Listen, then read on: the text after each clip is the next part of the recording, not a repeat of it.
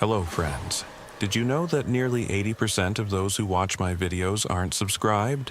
If you enjoy the content, I'd truly appreciate it if you hit that subscribe button. It helps a lot. Also, don't forget to leave a like and share your thoughts in the comments. Your interaction not only supports the channel's growth, but also helps these stories reach more people. Thank you all for being here. By the way, where are you watching from? Let me know in the comments.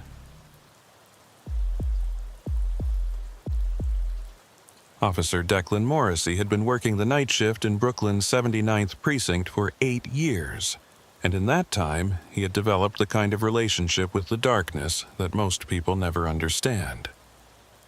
The hours between midnight and 6 in the morning belonged to a different version of the city, one that operated according to rules that daylight obscured. He knew which blocks would be empty and which would pulse with activity that existed in the margins of legality. He knew the sounds that meant trouble and the silences that meant something worse. He had learned to read the night the way other officers read faces, interpreting shadows and movement and the quality of emptiness that filled the streets when honest people were asleep in their beds. His patrol route took him through the industrial sections of Bedford-Stuyvesant, along Atlantic Avenue where warehouses stood like monuments to a manufacturing economy that had long since moved elsewhere, and down into the residential streets where brownstones pressed together in tight rows that had housed generations of families trying to build lives in a city that demanded everything and promised nothing in return.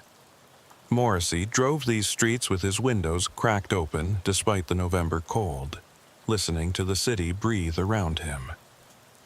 The radio chatter from dispatch provided a constant background rhythm, calls going out to other units responding to domestics and noise complaints and suspicious persons, the routine catalog of human conflict that filled the overnight hours. His partner had called in sick that evening, leaving Morrissey to work solo, which he preferred anyway. There was a meditative quality to being alone in a patrol car with nothing but the city and the radio and the knowledge that anything could happen in the next moment. It was just after 2 in the morning when Morrissey turned onto the stretch of Atlantic Avenue that ran beneath the elevated train tracks, a corridor of perpetual shadow even during daylight hours. The streetlights here were sparse and half of them were burned out, leaving pools of darkness between islands of sickly yellow illumination. Traffic was non-existent at this hour. The businesses that lined the avenue were closed and gated, their metal security shutters covered in graffiti that constituted a visual history of the neighborhood's evolving gang territories and street art movements. Morrissey drove slowly, his headlights cutting through the gloom, scanning the sidewalks for anything out of place. That was when he saw the car. It was a dark sedan, possibly black or deep blue, difficult to determine in the inadequate lighting. It was parked in a loading zone in front of a closed furniture warehouse, its engine running, exhaust vapor visible in the cold air. The vehicle's lights were off. Morrissey slowed his patrol car as he approached, reaching for his radio to call in a vehicle check. Before he could key the mic, the sedan's brake lights flashed once and it pulled away from the curb, accelerating smoothly down Atlantic Avenue. Morrissey followed at a distance, not pursuing but maintaining visual contact. The sedan was not speeding or driving erratically. It simply moved through the empty streets with purpose, taking the turn onto Rochester Avenue and heading north toward the residential blocks. Morrissey activated his spotlight and aimed it at the sedan's rear plate as they drove. The numbers and letters jumped out clearly in the harsh white beam. New York plate, 7 characters, HNK 4739. He committed it to memory and called it in to dispatch, asking for a registration check. Dispatcher Irene Calloway's voice came back within 30 seconds with the results. The plate returned to a 2014 Honda Accord registered to an address in Queens. No wants or warrants associated with the vehicle. No reports of it being stolen. Everything appeared legitimate. The sedan continued north on Rochester, its driving steady and unremarkable. Morrissey considered pulling it over simply to check on the driver's welfare, since it was unusual to see someone parked in a loading zone at 2 in the morning with their lights off. But the vehicle had not committed any traffic violations, and there was no legal justification for a stop. He watched as the sedan turned east onto Herkimer Street and disappeared from view. Morrissey returned to his patrol route, filing the encounter away as one of thousands of minor incidents that filled his nights, meaningless in isolation, but contributing to his accumulated knowledge of the neighborhood's patterns and rhythms. 3 hours later, just before his shift ended at 6, Morrissey was driving west on Atlantic Avenue, heading back toward the precinct to complete his paperwork. The sky was beginning to lighten with the gray promise of dawn. The early morning delivery trucks were starting their rounds, and a few commuters were emerging from apartment buildings to begin their journeys to work. As Morrissey passed beneath the elevated tracks again, he saw a dark sedan parked in the same loading zone where he had seen the vehicle hours earlier. Engine running, exhaust visible, lights off. Morrissey pulled up behind it and activated his spotlight. The license plate was clearly visible in the beam. HNK 4739. The same vehicle, or at least the same plate number, in the same location where he had found it before. Morrissey felt a small pulse of curiosity mixed with suspicion. He exited his patrol car and approached the sedan on foot, his hand resting near his service weapon as procedure dictated. As he drew closer, he could see through the rear window that the driver's seat appeared to be occupied. Someone was sitting behind the wheel. Morrissey tapped on the driver's window with his flashlight. The figure inside did not respond. Morrissey tapped again, harder this time, and called out that he was police and needed the driver to roll down the window. Still no response. The figure remained motionless. Morrissey tried the door handle and found it unlocked. He opened the door carefully, prepared for any sudden movement from the occupant. The driver's seat was empty. No one was there. Morrissey stood in the open doorway, his flashlight illuminating the sedan's interior, trying to reconcile what he had clearly seen through the window with the reality of the empty seat. The engine was running, the keys in the ignition, but there was no driver. Morrissey checked the back seat and found it empty as well. He looked around the immediate area, thinking the driver might have exited the vehicle and walked away in the few seconds between when Morrissey had seen the figure and when he had opened the door. The sidewalk was empty in both directions. No pedestrians, no movement, nothing. Morrissey radioed dispatch and reported that he had found an unoccupied vehicle running with the keys in the ignition at the Atlantic Avenue location. He requested a tow truck and began the process of documenting the abandoned vehicle. As he walked around the sedan taking photographs and notes, he tried to make sense of what he had seen. The human mind could play tricks in poor lighting, especially after a long shift when fatigue blurred perception. He might have seen a headrest or a shadow and interpreted it as a person. It was the most rational explanation, and Morrissey was a rational man who did not believe in allowing imagination to interfere with police work. The tow truck arrived 40 minutes later and removed the sedan.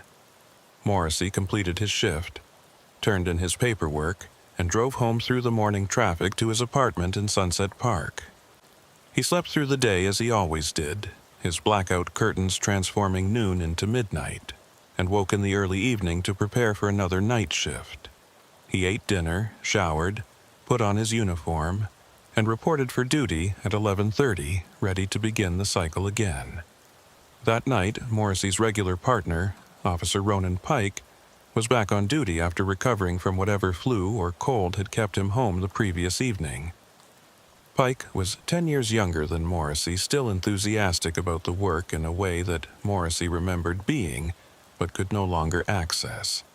They had been partnered for 2 years and had developed the easy camaraderie that came from spending 8 hours a night in close quarters, driving through the same streets, responding to the same calls, building a shared vocabulary of inside jokes and references that made the work bearable. "Anything interesting happen last night?" Pike asked, as they pulled out of the precinct parking lot to begin their patrol. "Found an abandoned vehicle on Atlantic," Morrissey said. "Engine running, no driver, towed it in." "Stolen?" Pike asked. "Registration came back clean. Probably someone's car broke down and they walked away to get help. Forgot to turn it off." Pike nodded, satisfied with this explanation, and they continued their patrol. The night unfolded according to the usual pattern. They responded to a noise complaint at an apartment building on Fulton Street, where a party was still going strong at 1 in the morning. They broke up a fight outside a bodega on Nostrand Avenue, where 2 men were arguing over a woman who had apparently left with a 3rd man while they were busy posturing. They assisted an elderly woman who had locked herself out of her apartment and waited with her until a locksmith arrived. These were the routine incidents that filled their shifts, human dramas playing out on a small scale while the city's larger machinery continued to turn. At 3:15 in the morning, Morrissey and Pike were driving south on Rochester Avenue when Morrissey saw the sedan again. It was parked on the street outside a row of brownstones, engine running, lights off. Even before he activated his spotlight to check the plate, Morrissey knew what he would see. HNK 4739. "That's the vehicle I found abandoned last night," Morrissey said, pulling the patrol car to a stop behind the sedan. Pike looked at the vehicle through the windshield. "You sure?" "Same plate. I called it in, remember? Honda Accord, registered in Queens." They both exited the patrol car and approached the sedan.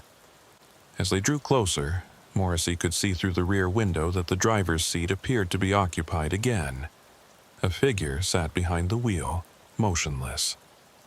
Morrissey felt something cold settle in his stomach, a sensation he had learned over the years to recognize as his instinct warning him that a situation was not what it appeared to be. "You see someone in there?" Pike asked, his voice dropping to the quiet tone they used when approaching potentially dangerous situations. "I see something," Morrissey said.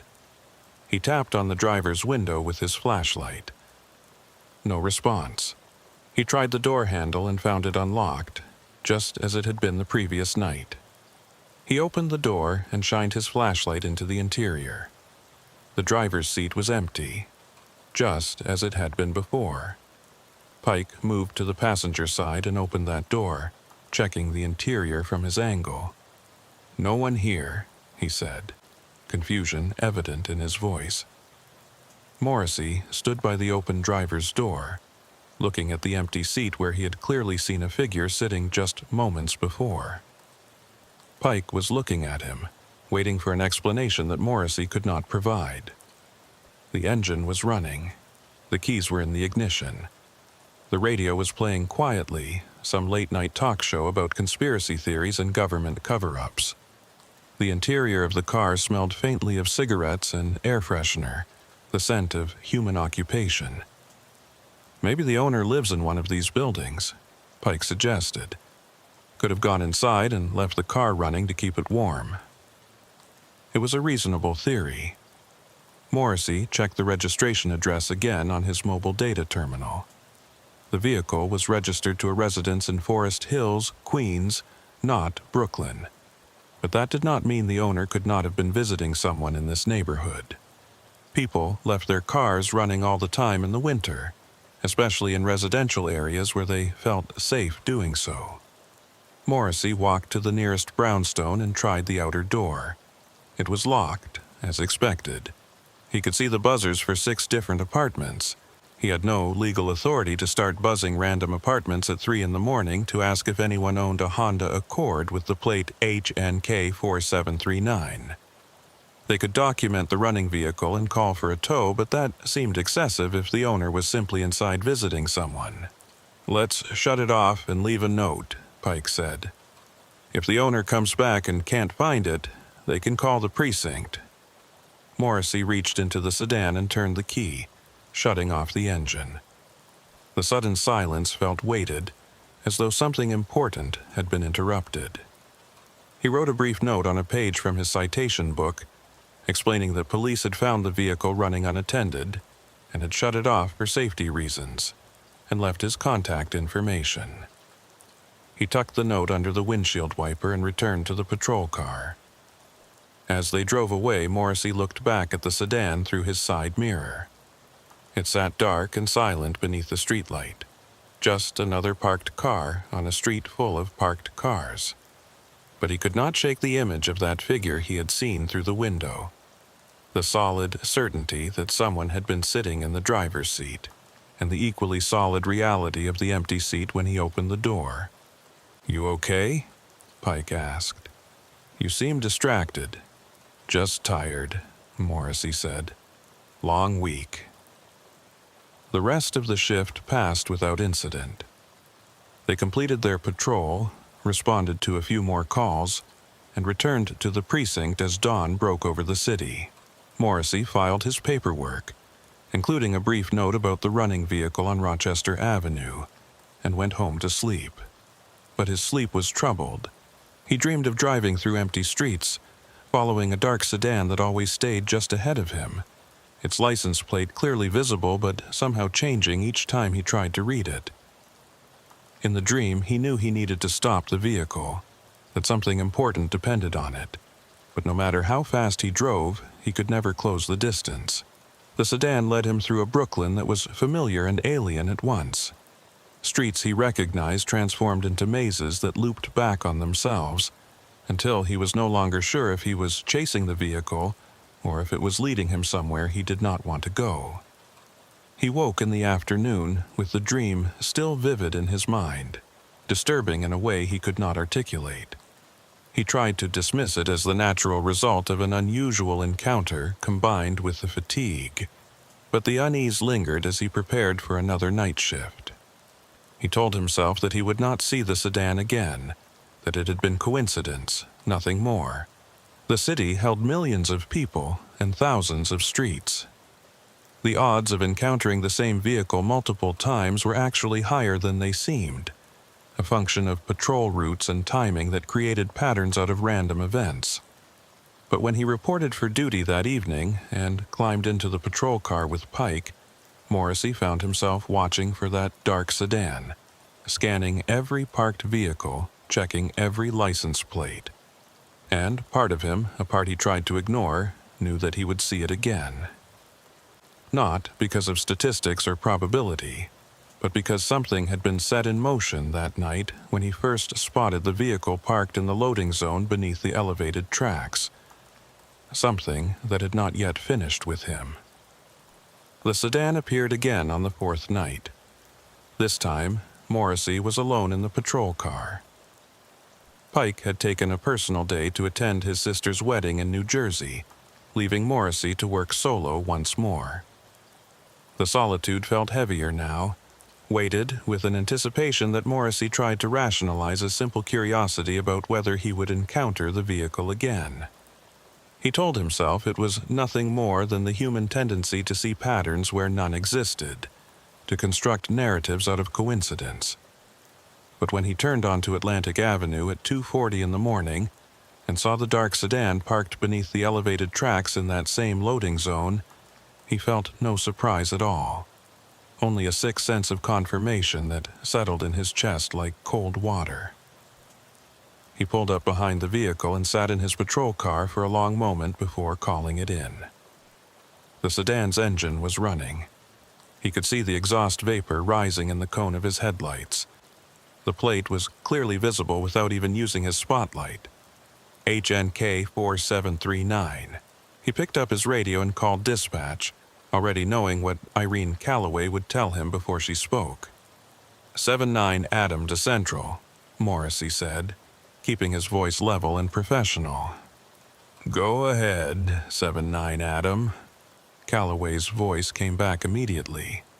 She had been working dispatch at the 79th for 12 years, longer than Morrissey had been on the force, and her calm efficiency was one of the constants that made the chaos of night shift manageable. "I've got a vehicle check.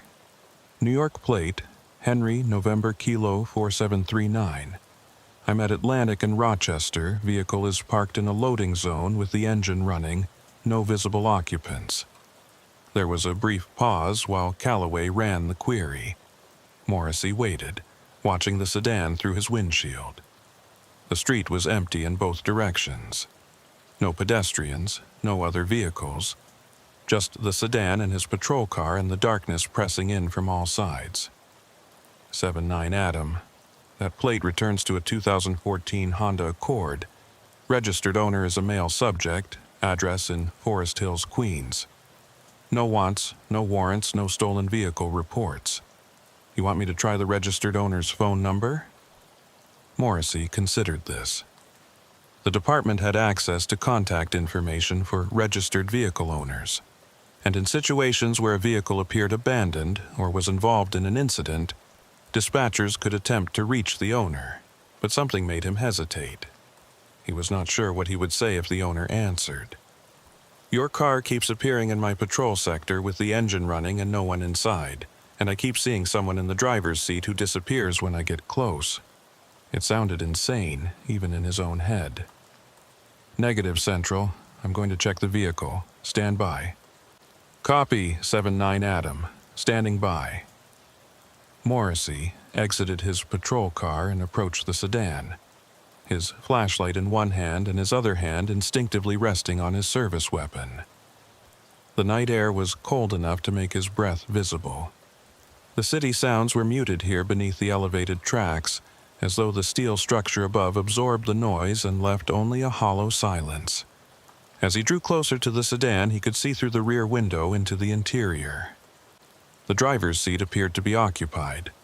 A figure sat behind the wheel, facing forward, motionless. Morrissey's heart rate increased. He could feel it in his throat, a steady pulse that seemed too fast for the situation. This was just a parked car, nothing more. But his body was reacting as though he were approaching an armed suspect or an active crime scene, flooding his system with adrenaline that made his hands steady and his senses sharpen. He tapped on the driver's window with his flashlight, the sound unnaturally loud in the quiet street. The figure did not move. Morrissey could see it clearly now through the glass. It had the general shape of a person, head and shoulders visible above the seatback, but there was something wrong with the proportions.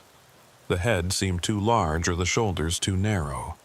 The details were obscured by the poor lighting and the angle, but Morrissey's instincts were screaming that what he was looking at was not quite right. He tried the door handle. Unlocked, just as before. He pulled the door open, his flashlight beam flooding the interior with harsh white light. The driver's seat was empty. Not just empty, but clearly empty. No person, no objects, nothing that could have created the illusion of a figure from outside. The seat was pushed back as though set for a tall driver. The steering wheel was straight. Everything looked normal except for the fact that someone should have been sitting there and was not. Morrissey stood with the door open, his flashlight illuminating the empty interior, and felt the first real stirrings of fear. Not the adrenaline fear that came from facing physical danger, but something deeper and more primitive. The fear that came from encountering something that violated the basic rules of reality, that suggested the world operated according to principles he did not understand. He checked the back seat, the floor, even the trunk after popping it open with the interior release. The vehicle was completely empty. He returned to his patrol car and radioed dispatch again. Central, 79 Adam. Vehicle is unoccupied, engine running, keys in the ignition. This is the same vehicle I've documented on 3 previous occasions in the past 4 days. Different locations, but same plate number. I'm requesting a supervisor to the scene. There was a longer pause this time. Morrissey could hear Calloway typing on her computer, probably pulling up his previous reports. When she came back on the radio, her voice carried a note of curiosity that had not been there before. Copy, 79 Adam. Sergeant Quinn is en route to your location. ETA 8 minutes. Morrissey returned to the sedan and conducted a more thorough search while he waited. He opened the glove compartment and found the registration and insurance documents, both current and apparently legitimate. The name on the registration was listed as Michael Voss, with an address on Burn Street in Forest Hills. Morrissey photographed the documents with his phone. He checked under the seats and found nothing but some loose change and an old parking receipt. The trunk contained a spare tire and the emergency kit. Everything was normal, ordinary, exactly what one would expect to find in a daily driver vehicle. Sergeant Maura Quinn arrived 7 minutes later in her patrol SUV, pulling up alongside Morrissey's car. Quinn had been with the 79th for 16 years and had worked her way up through the ranks with a combination of solid police work and political savvy that Morrissey respected even if he did not fully understand it. She was in her mid-40s, compact and fit, with dark hair pulled back in a tight bun and eyes that missed nothing. She exited her vehicle and walked over to where Morrissey stood beside the sedan. "This is the mystery vehicle?" Quinn asked, looking at the Honda with an expression that suggested she was not particularly impressed. "Fourth time I've encountered it in 4 days," Morrissey said. "Different locations each time, but always the same circumstances. Engine running, appears to be occupied from outside, empty when I check." Quinn walked around the sedan, looking through the windows, checking the plate. "You're sure it's the same vehicle each time? Not just the same make and model?" "Same plate number, HNK 4739. I've documented it every time." Quinn pulled out her phone and made a call.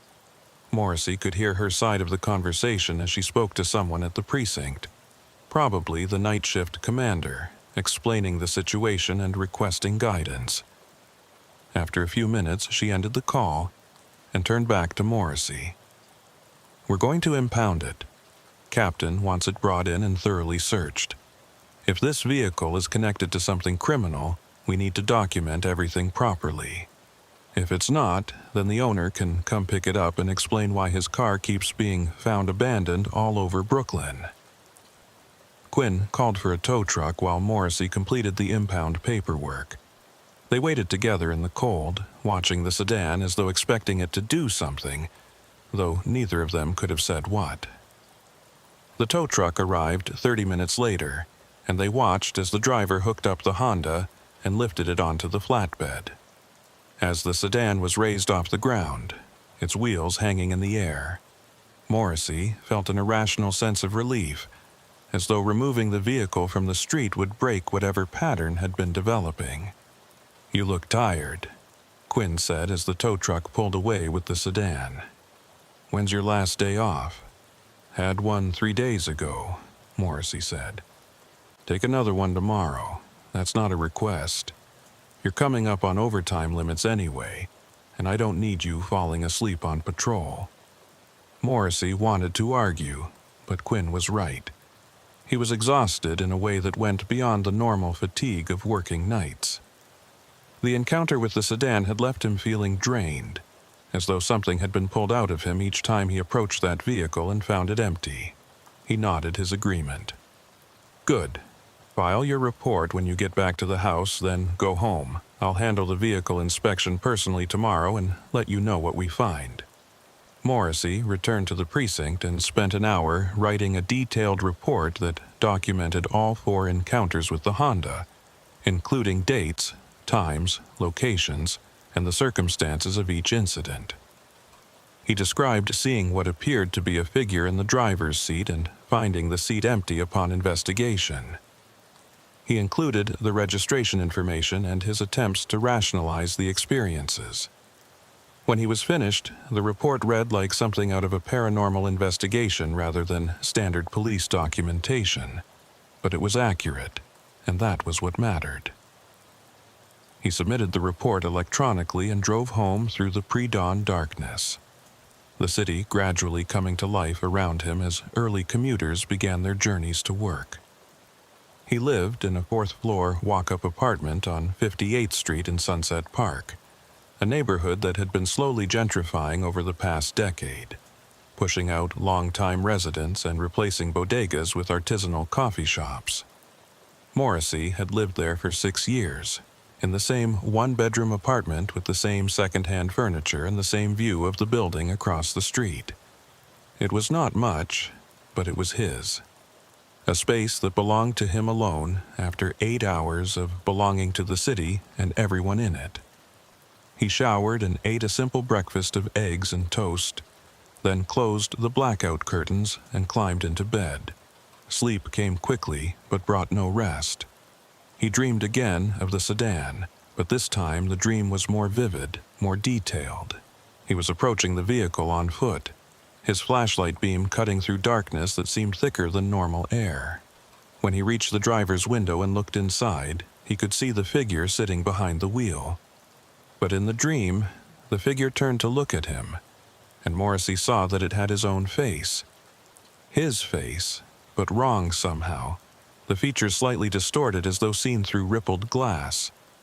The figure that wore his face smiled at him, and Morrissey felt a terror so profound that he woke gasping, his heart hammering in his chest. He lay in bed staring at the ceiling, unable to return to sleep.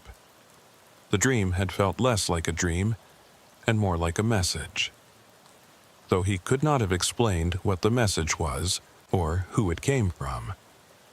He got up and spent the rest of the day trying to distract himself with television and internet browsing, but his mind kept returning to the sedan and the figure he had seen through the window. By the time evening arrived and he needed to prepare for his next shift, he was dreading the night ahead with an intensity that surprised him. But he had taken Quinn's order seriously and called in to use one of his accumulated days off. The dispatcher who answered confirmed his leave and told him to enjoy his time away from work. Morrissey spent the evening in his apartment, pacing and restless, unable to settle into the relaxation that a day off should have provided.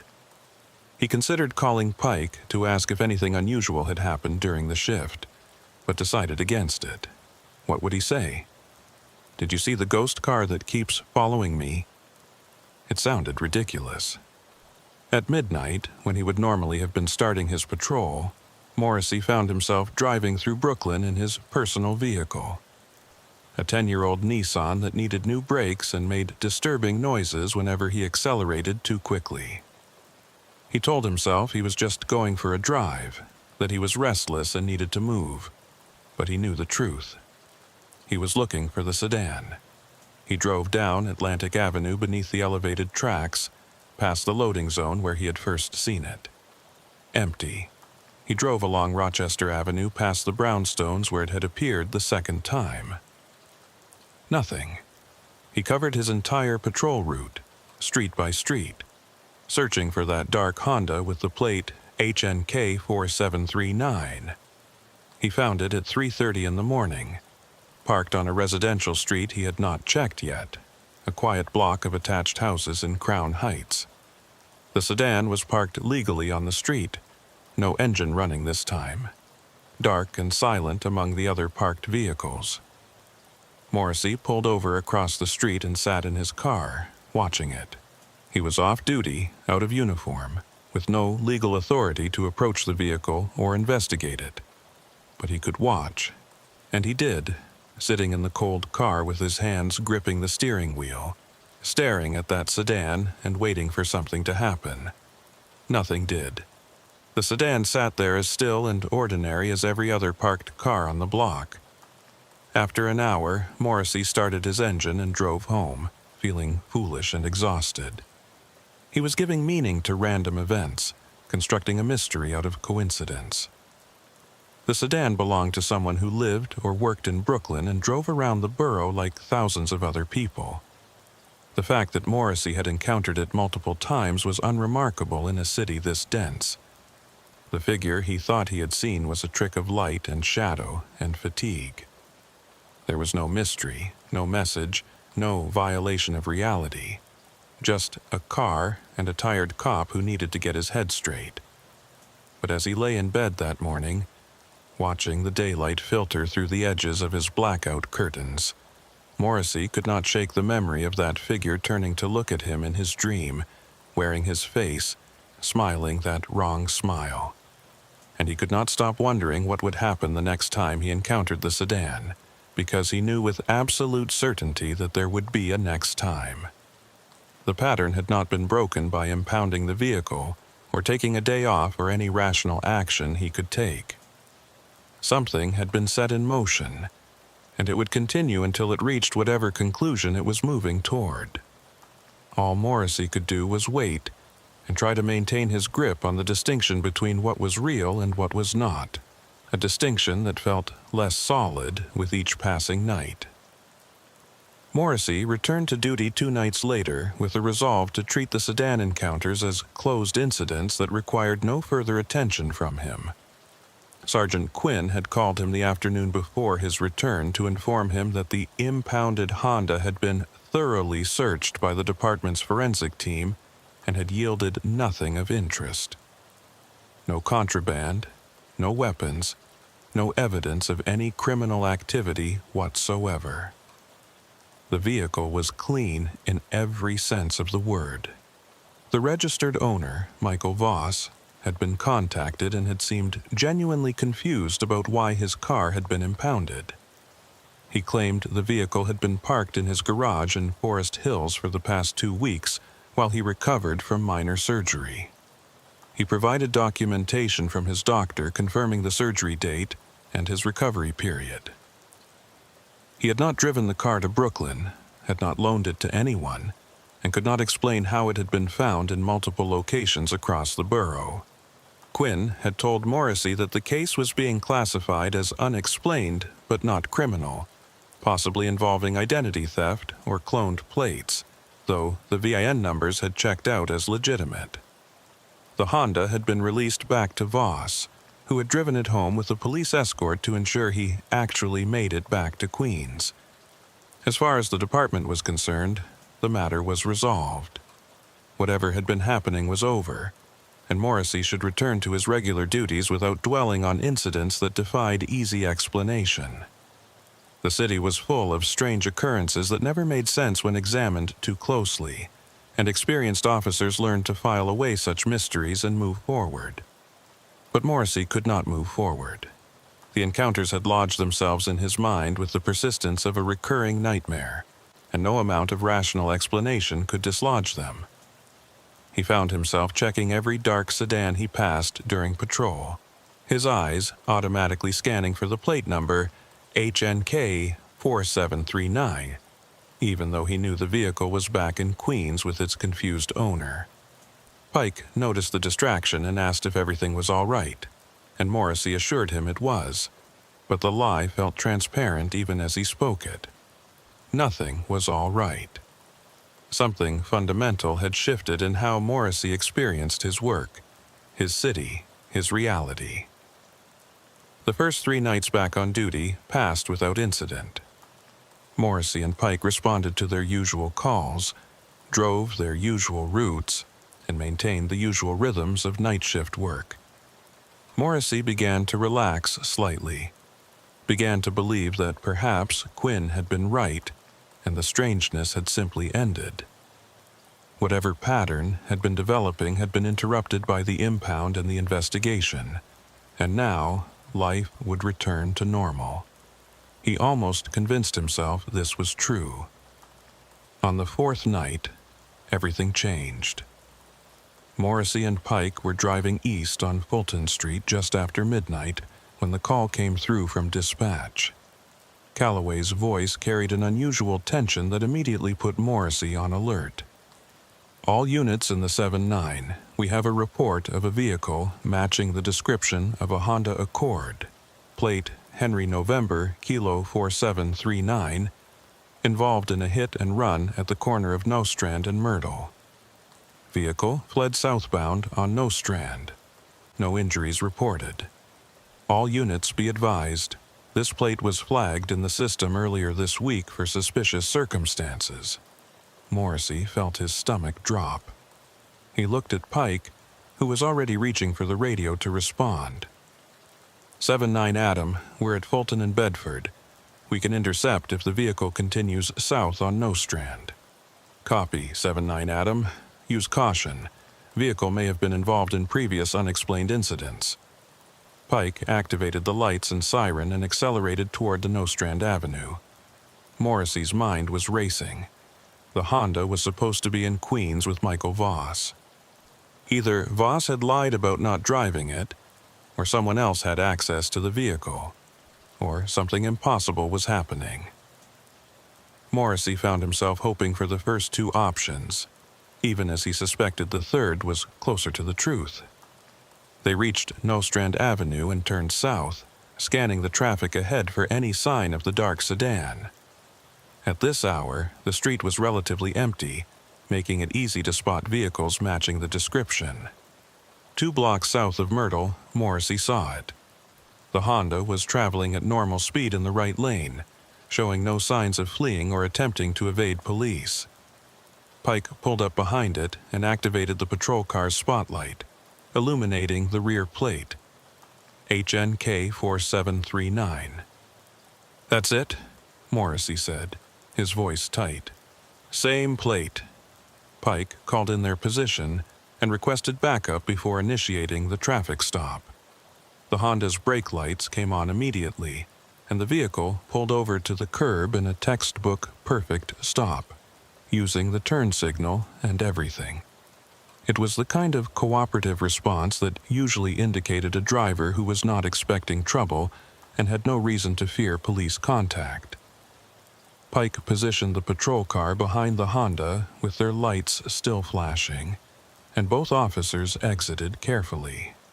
Morrissey approached on the driver's side, while Pike covered from the passenger side, both of them following the standard high-risk stop procedure that the situation seemed to warrant given the hit-and-run report. As Morrissey drew closer, he could see through the rear window that the driver's seat was occupied. A figure sat behind the wheel, hands visible on the steering wheel in the 10 and 2 position, showing compliance with standard police instructions, even though those instructions had not yet been given. Morrissey reached the driver's window and rapped on it with his flashlight. "Police, roll down your window and show me your hands." His voice came out steady despite the adrenaline flooding his system. The window rolled down smoothly. Morrissey shone his flashlight into the interior and felt reality tilt sideways. The driver's seat was empty. No person sat behind the wheel, but the steering wheel was still being held in the 10 and 2 position by hands that were there, but not there, visible for a split second before they faded into nothing. The engine was running. The radio was playing quietly. Everything indicated an occupied vehicle except for the complete absence of any occupant. Pike had moved to the passenger window and was looking in with his flashlight. "Morrissey, there's nobody in here." "I can see that," Morrissey said. His hand had moved automatically to his service weapon, though what he would shoot at he could not have said. He pulled open the driver's door, half expecting the figure to reappear, but the seat remained empty. He checked the back seat, the floor, every space where a person could possibly hide. Nothing. 2 more patrol units arrived as backup, their lights painting the street in alternating red and blue. Officers exited and approached, and Morrissey had to explain the situation while knowing how insane it sounded. An empty vehicle that had been reported fleeing a hit-and-run scene. A vehicle that had pulled over and rolled down its window when stopped, despite having no driver. The same vehicle that had been impounded days earlier and released to its owner in Queens. One of the responding officers, a veteran named Kowalski who had been with the 79th for 20 years, walked around the Honda carefully, his flashlight sweeping across every surface. "This the ghost car from your reports?" he asked Morrissey. "Same plate number," Morrissey confirmed. Kowalski opened the driver's door wider and leaned in to examine the interior. After a moment, he straightened up and shook his head.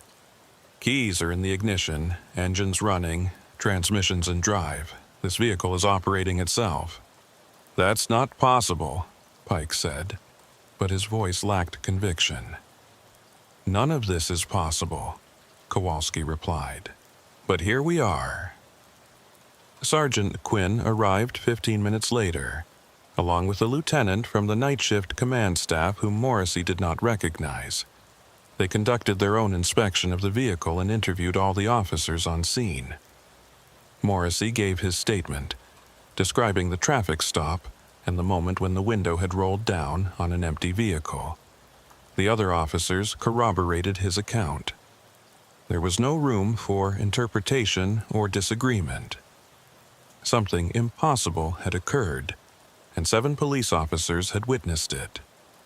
Quinn made the decision to have the vehicle towed again, this time to the department's secure impound facility where it could be held for an extended investigation. As they waited for the tow truck, Morrissey stood next to his patrol car and watched the Honda sitting at the curb with its engine still running. Pike stood beside him, neither of them speaking. What was there to say? They had both seen what they had seen, and no amount of discussion would make it make sense.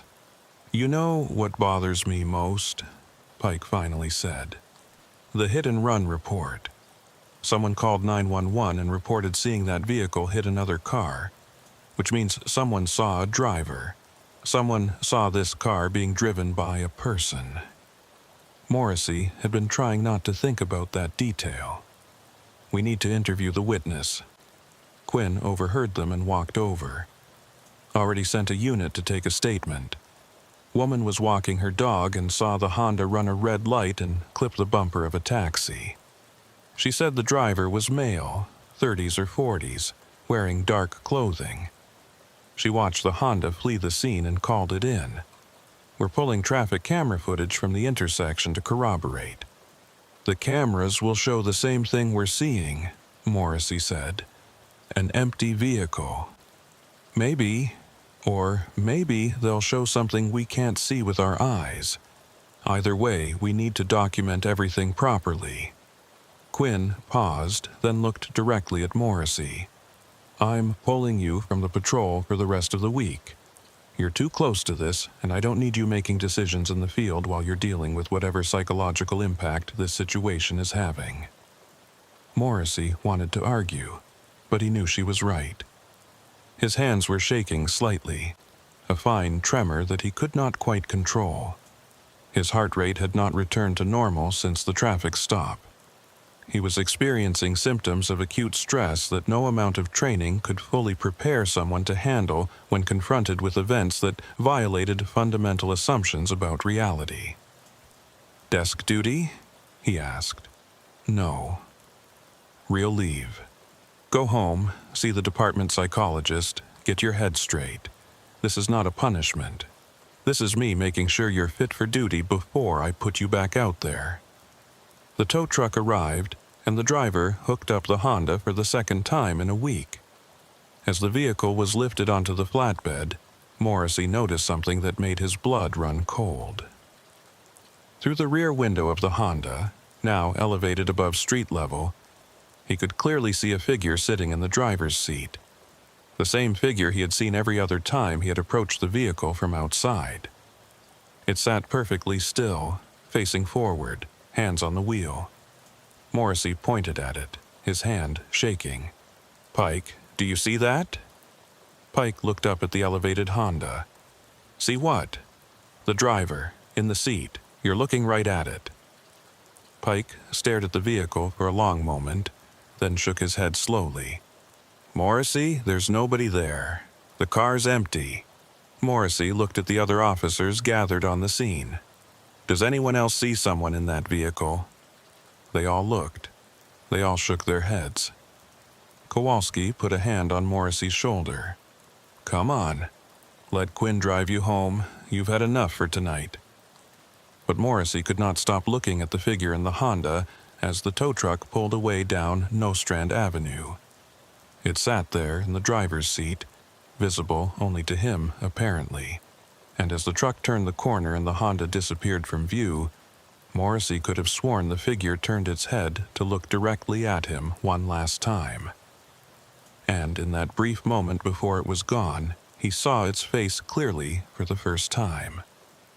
It was his own face looking back at him, wearing an expression of patient waiting, as though it knew something he did not yet understand but soon would.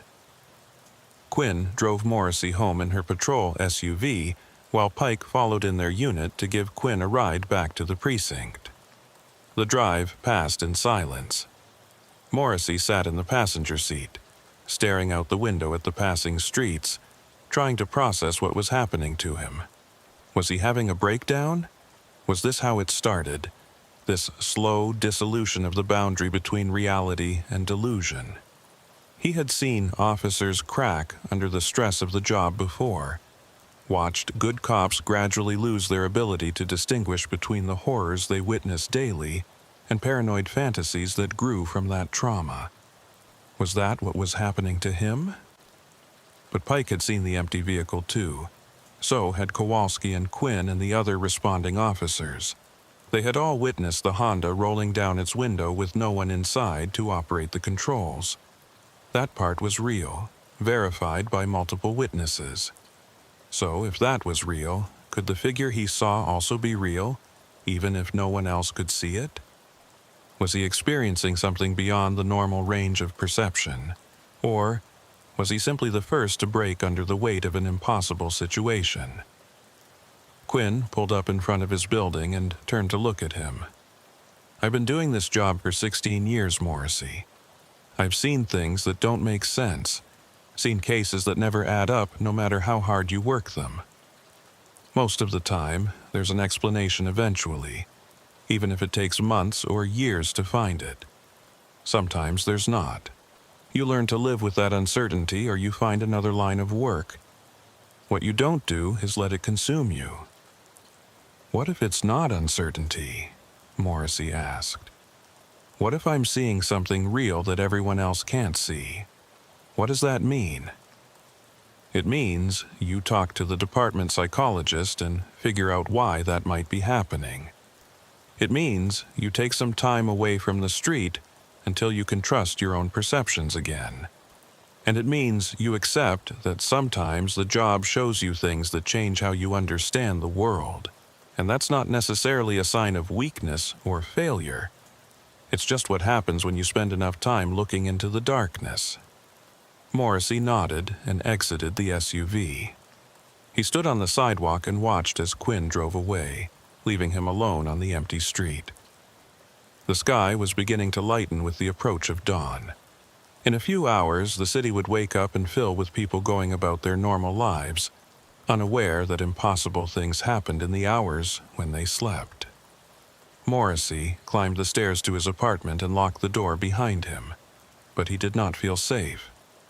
The figure with his face was out there somewhere, sitting in that Honda, waiting for whatever came next. And Morrissey knew, with a certainty that transcended logic or evidence, that he had not seen the last of it. The pattern was not broken. It was still unfolding, still moving toward some conclusion that he could not yet perceive. All he could do was wait and try to maintain his sanity until that conclusion arrived.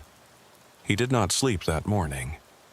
Instead, he sat by his window and watched the street below, searching every passing vehicle for a dark Honda with the plate HNK 4739, knowing it would not appear but unable to stop looking. And in the back of his mind, a question repeated itself with the persistence of a heartbeat. Why me? Why was he the one who could see the figure? What made him different from Pike and Quinn and all the other officers who had looked at that empty vehicle and seen nothing but an unexplained mechanical phenomenon? The question had no answer, at least not yet, but Morrissey suspected that when the answer finally came, it would change everything he thought he knew about himself and the city he had sworn to protect.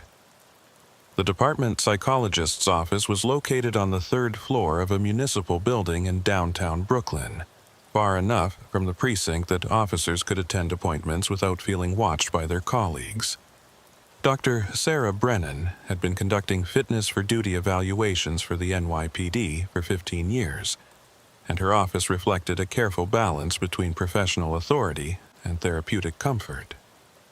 Diplomas and certifications hung on one wall while the others displayed abstract art that was meant to be calming, but instead reminded Morrissey of the formless shapes he sometimes saw in the shadows during his patrol shifts. Morrissey sat in the leather chair across from Brennan's desk and tried to explain what he had experienced without sounding like he was having a psychotic break. He described the encounters with the Honda, the figure that appeared and disappeared, the traffic stop where the window had rolled down on an empty vehicle. He told her about seeing his own face looking back at him from the driver's seat, visible only to him while every other officer saw nothing. Brennan listened without interruption, taking occasional notes on her tablet, her expression neutral and professional. When Morrissey finished, Brennan set down her tablet and leaned back in her chair. "Have you experienced any other unusual perceptions? Heard voices when no one was speaking? Seen things that others around you couldn't see, besides the figure in the vehicle?" "No, nothing else, just this." "Have you been sleeping regularly, eating properly? Any changes in your substance use?" "I work night shift. Sleep is never regular. I eat when I can. I don't drink much. Never use drugs." Brennan nodded, making more notes. Night shift work creates significant disruption to circadian rhythms, which can produce symptoms that mimic various psychological conditions. Sleep deprivation, even chronic low-level deprivation, can cause visual hallucinations, paranoid thinking, difficulty distinguishing between dreams and waking reality. What you're describing could be explained entirely by fatigue and the stress of repeatedly encountering an anomalous situation that your mind is trying to process. Other officers saw the vehicle operating itself, Morrissey said. That part isn't a hallucination. No, but your interpretation of it might be shaped by fatigue and stress. The vehicle was likely being operated by remote control. Or there's a mechanical explanation we haven't discovered yet. Your mind, already primed by the previous strange encounters, constructed a narrative involving a figure that appeared and disappeared. The fact that you began seeing your own face suggests a projection of anxiety about your own mental state onto the situation. It's actually a fairly common response to acute stress in law enforcement contexts. Morrissey wanted to believe her. The explanation was rational, grounded in established psychology, and offered a path back to normal functioning. All he had to do was accept that he had been mistaken, that fatigue and stress had caused him to see things that were not there, that the mystery of the Honda was simply an unsolved mechanical puzzle that would eventually yield a mundane explanation. He tried to make himself believe it, but something fundamental in him resisted. What he had seen felt more real than anything he had experienced in years of police work. The figure with his face had looked at him with recognition, with intention. That was not a hallucination born of exhaustion. That was something else entirely. "I want to return to duty," Morrissey said. "I need to work. I'm going to recommend a minimum of 2 weeks leave before you're cleared for patrol. During that time, I want you to work on establishing better sleep hygiene, maintaining regular meal schedules, and avoiding any behavior that might be reinforcing the paranoid thinking patterns. That means no driving around Brooklyn at night looking for this vehicle. No obsessive reviewing of the case files. You need to give your mind space to recover from the accumulated stress." Morrissey left the session with a prescription for sleep medication and a follow-up appointment scheduled for 1 week later. He walked out of the municipal building into the afternoon sunlight feeling disconnected from the normal world around him. People passed by on the sidewalk, going about their daily business, living in a reality where cars did not drive themselves and figures did not appear and disappear in driver's seats. Morrissey envied them their certainty, their ability to move through the world without questioning the fundamental reliability of their own perceptions. He took the subway back to Sunset Park and spent the rest of the day in his apartment, trying to follow Brennan's advice about rest and routine. He ate a proper meal, took the sleep medication at the prescribed time, and lay down in his bed with the blackout curtains closed. The medication worked quickly, pulling him down into a heavy dreamless sleep that lasted 12 hours. When he woke, it was 3 in the morning, and his body's internal clock insisted it was time to be at work, time to be on patrol, time to be watching the streets. Morrissey sat on the edge of his bed in the darkness and felt the pull of the night shift like a physical force. He was not supposed to be working. He was on mandated leave, under psychological evaluation, explicitly instructed not to engage with anything related to the Honda case. But the knowledge that the vehicle was out there somewhere, that the figure with his face was sitting in that driver's seat waiting for something, was impossible to ignore.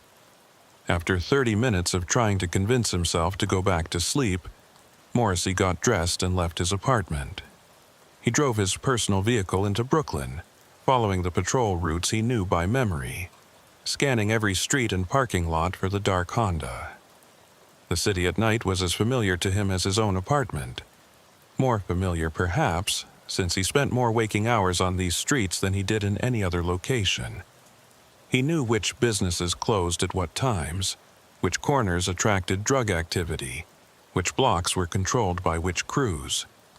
This knowledge was encoded in his muscles and reflexes after 8 years of night shift work, and being away from it felt like being separated from a part of himself. He found the Honda at 4:30 in the morning, parked on a side street in Bed-Stuy, engine running, lights off. Morrissey pulled over a block away and watched it from a distance. He could see the figure in the driver's seat, clear and solid in his vision even from this far away. It sat perfectly still, hands on the wheel, facing forward. Morrissey knew that if he approached the vehicle and looked inside, he would see his own face looking back at him. He knew that if he opened the door, the seat would be empty. The pattern had established itself through repetition, and Morrissey understood that he was trapped in a loop that would continue until something changed or broke. He sat in his car watching the Honda for over an hour. No other vehicles passed on the quiet residential street. No pedestrians emerged from the nearby buildings. It was just Morrissey and the Honda, and the figure that only he could see, suspended in a moment that felt outside of normal time. Finally, Morrissey started his engine and drove closer. Pulling up directly behind the Honda, as he had done multiple times before in his patrol car. He exited his vehicle and approached the driver's side window. The figure sat there wearing his face, and this time it turned to look at him as he approached. The movement was slow and deliberate, and the eyes that met his were his own eyes, but they held an expression he had never seen in his own reflection. Recognition, yes, but something else too.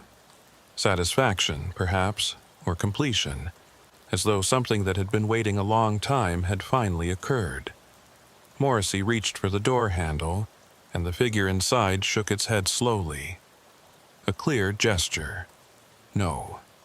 Do not open the door. Morrissey's hand froze on the handle.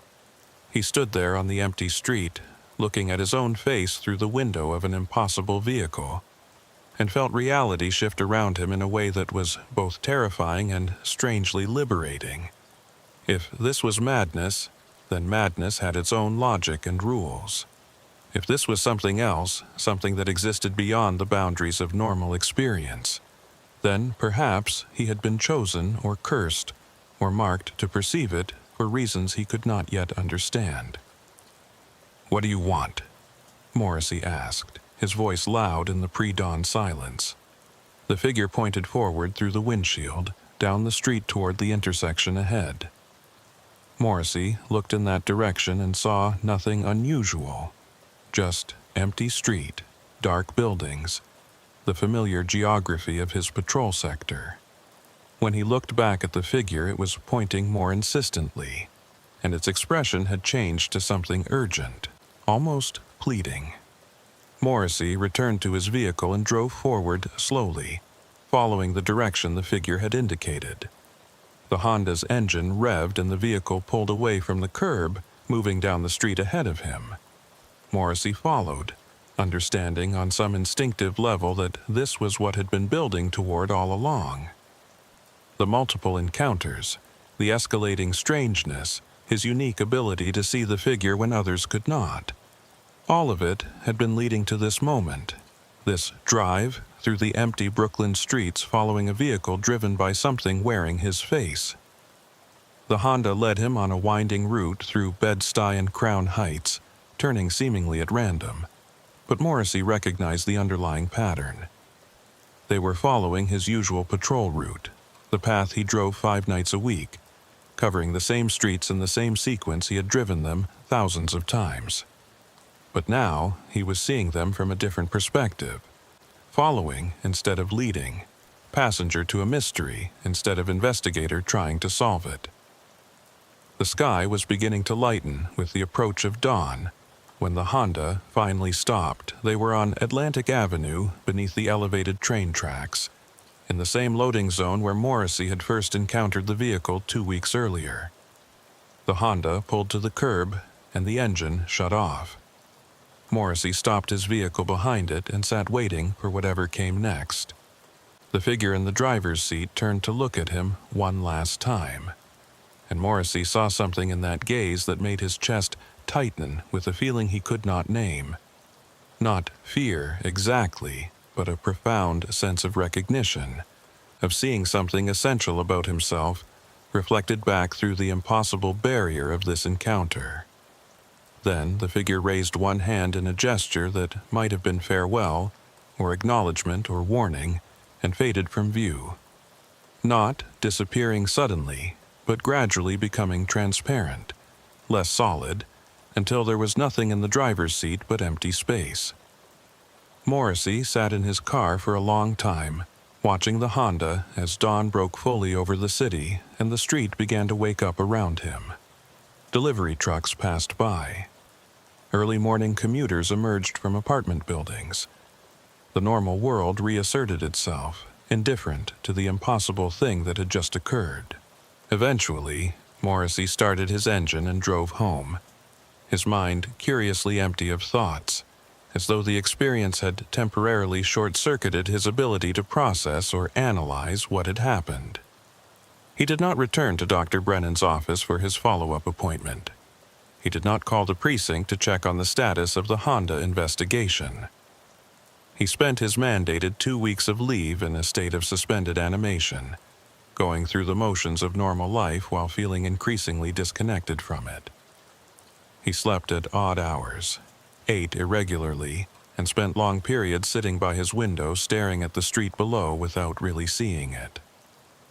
The sleep medication sat unused in his bathroom cabinet. He did not need it anymore.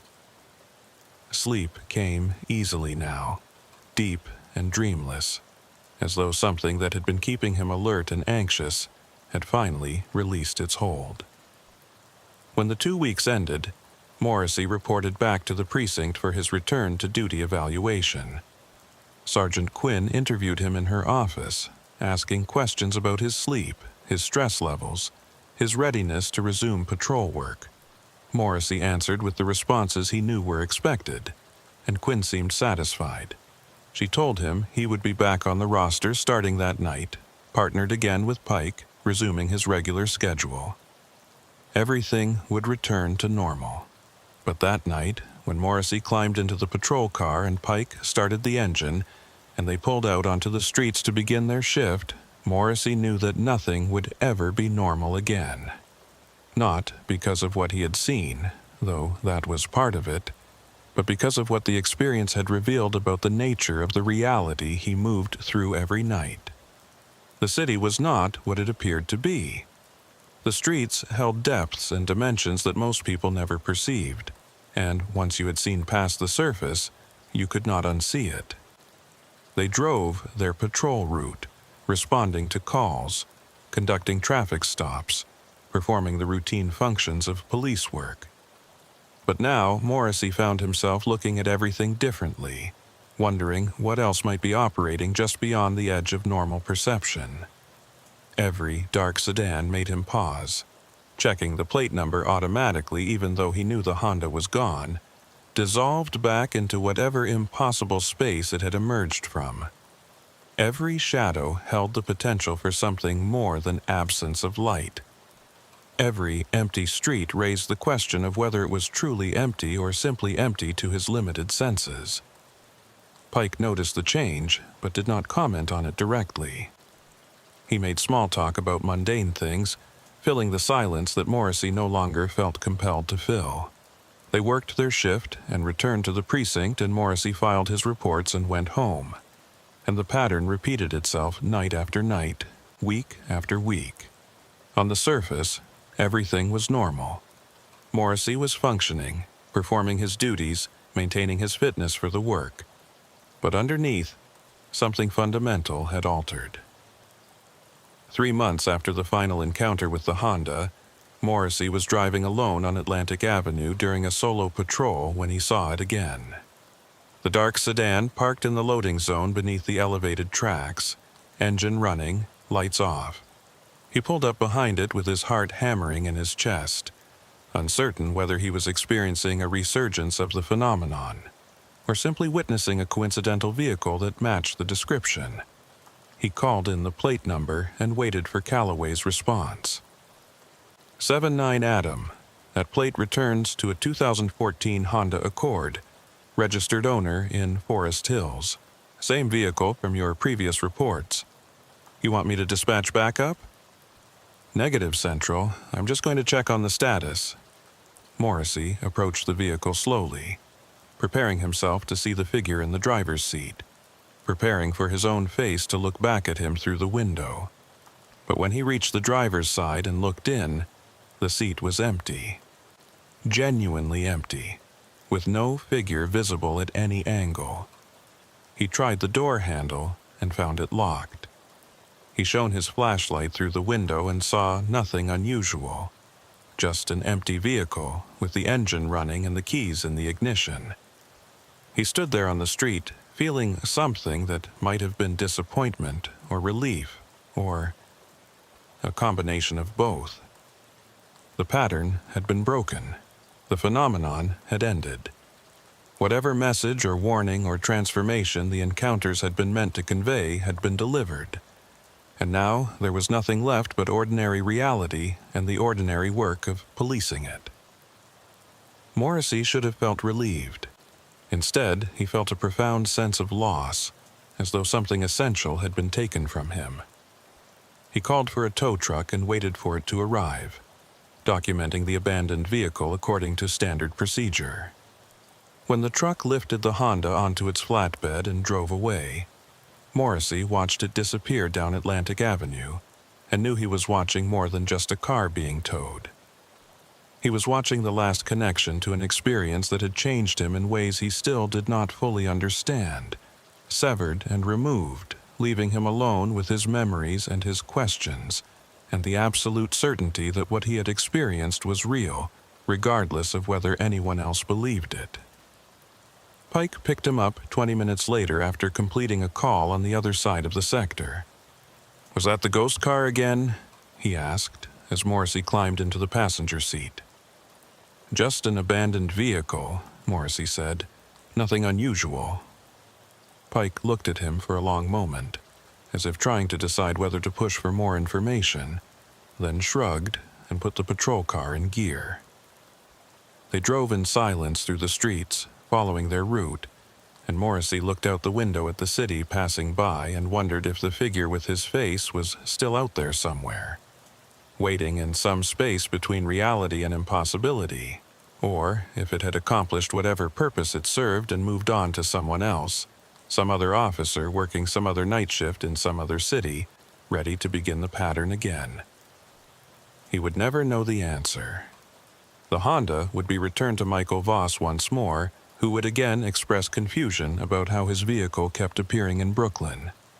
The case would be filed away as unsolved and unexplained, one of hundreds of minor mysteries that accumulated in police databases without ever reaching resolution. And Morrissey would continue to work his night shifts, driving the same streets, responding to the same types of calls, performing the work he had done for 8 years and would do for however many more years remained until retirement. But he would do it differently now, with an awareness that the boundaries of reality were more permeable than he had previously believed. And sometimes, late at night when he was alone on patrol and the streets were empty and the city held its breath in the hours before dawn, he would find himself looking for dark sedans with the plate HNK 4739, hoping and fearing in equal measure that he might see it one more time, might have one more chance to understand what it had been trying to tell him. The answer never came. The Honda never appeared again, and Morrissey continued his work in the darkness, watching and waiting, forever changed by an encounter that no report could adequately document and no explanation could adequately address.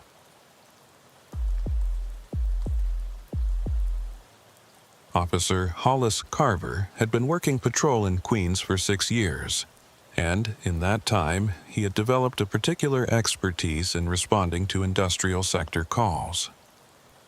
The manufacturing district along the Newtown Creek waterfront was a sprawl of warehouses, factories, and distribution centers that operated around the clock, creating a constant flow of incidents that required police attention. Theft from loading docks, disputes between delivery drivers and receiving clerks, workers injured on the job who needed emergency response, the occasional break-in at facilities that had been closed for the night.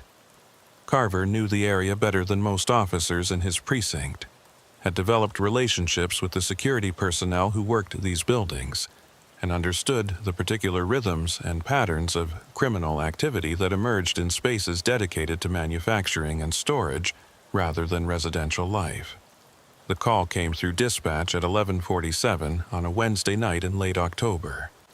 A security guard at the old Kellner manufacturing building had activated a panic button, triggering an automatic alert to the NYPD. The building had been mostly vacant for 3 years, ever since Kellner had relocated their operations to New Jersey, but the property management company maintained minimal security presence to prevent vandalism and squatting while they tried to find new tenants or a buyer for the massive structure. Carver was only 4 blocks away when the call came through, finishing up paperwork on a minor traffic accident that had blocked one of the loading zones on 43rd Avenue. He acknowledged the call and drove toward the Kellner building, a 4-story brick structure that occupied an entire block between the creek and the elevated train tracks. The building had been constructed in the 1950s during the height of Queens' manufacturing boom, and its architecture reflected that era's utilitarian aesthetic.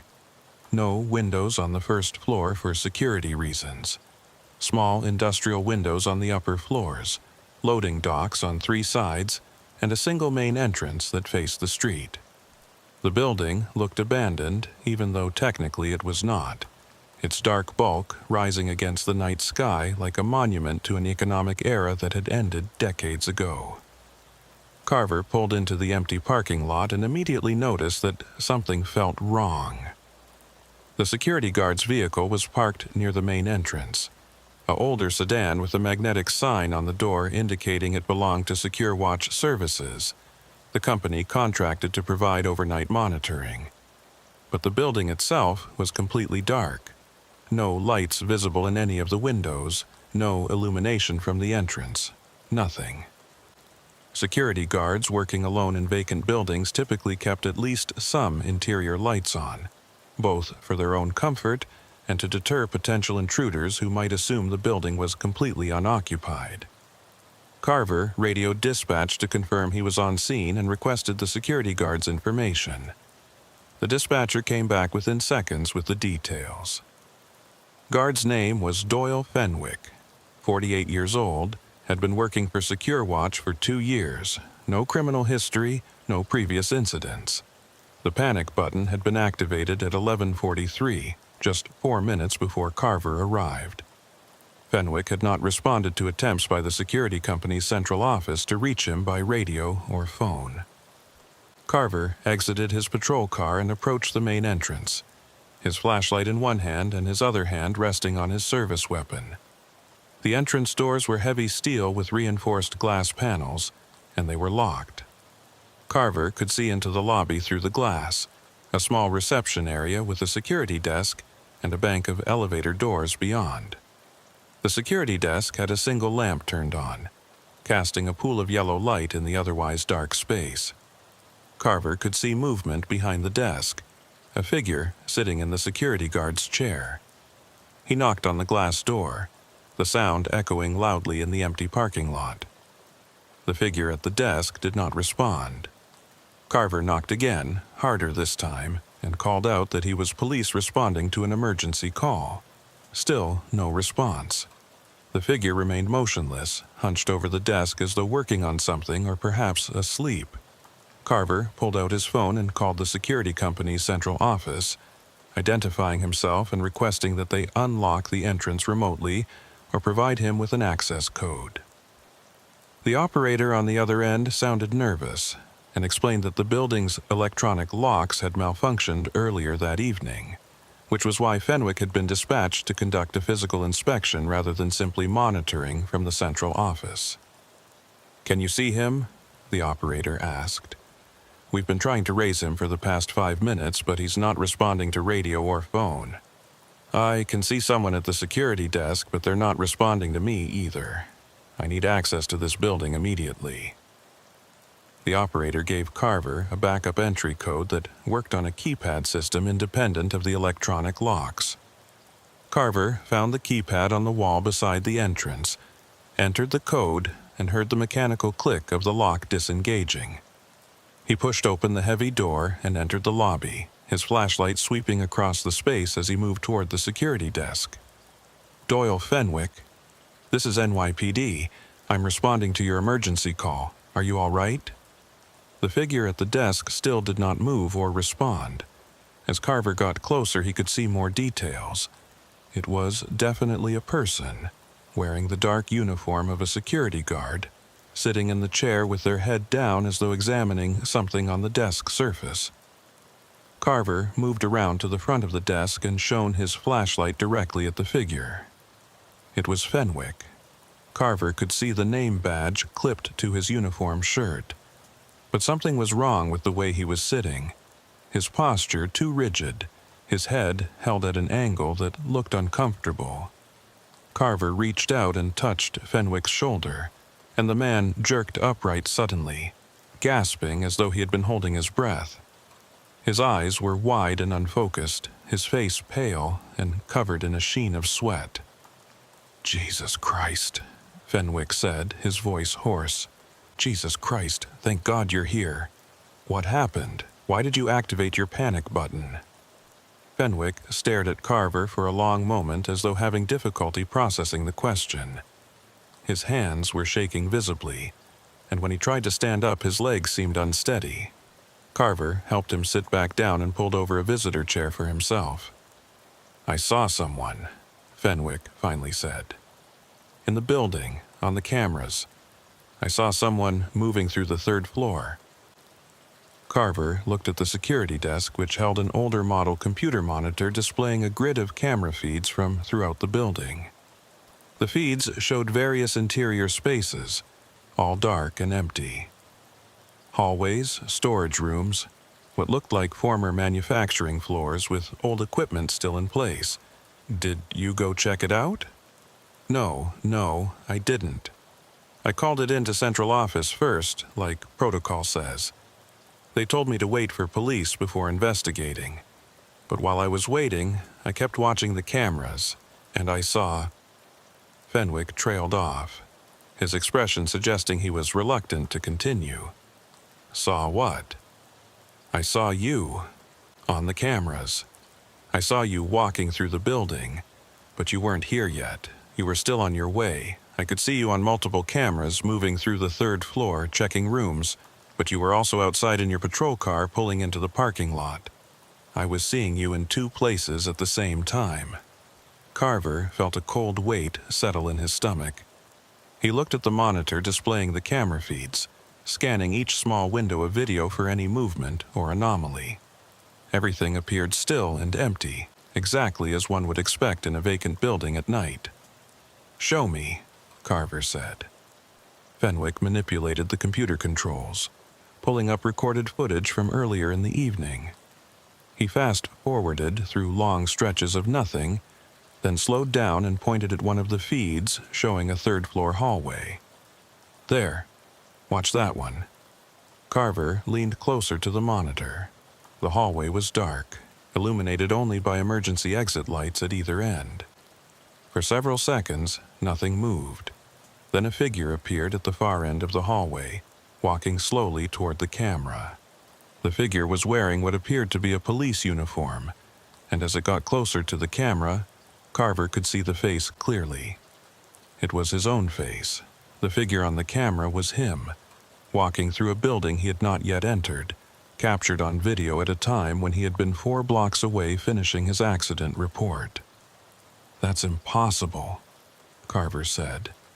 But even as he spoke, he was watching his own image move through the hallway on the recording, watching himself check doors and shine a flashlight into rooms, performing exactly the kind of security sweep he would have done if he had actually been there. The timestamp on the footage showed 11:37, 10 minutes before Fenwick had activated his panic button, 15 minutes before Carver had actually entered the building. "There's more," Fenwick said, his voice shaking. "It's not just that one hallway. He showed up on multiple cameras. 3rd floor, 2nd floor, even down in the basement. Always doing the same thing, checking rooms like he was searching for something.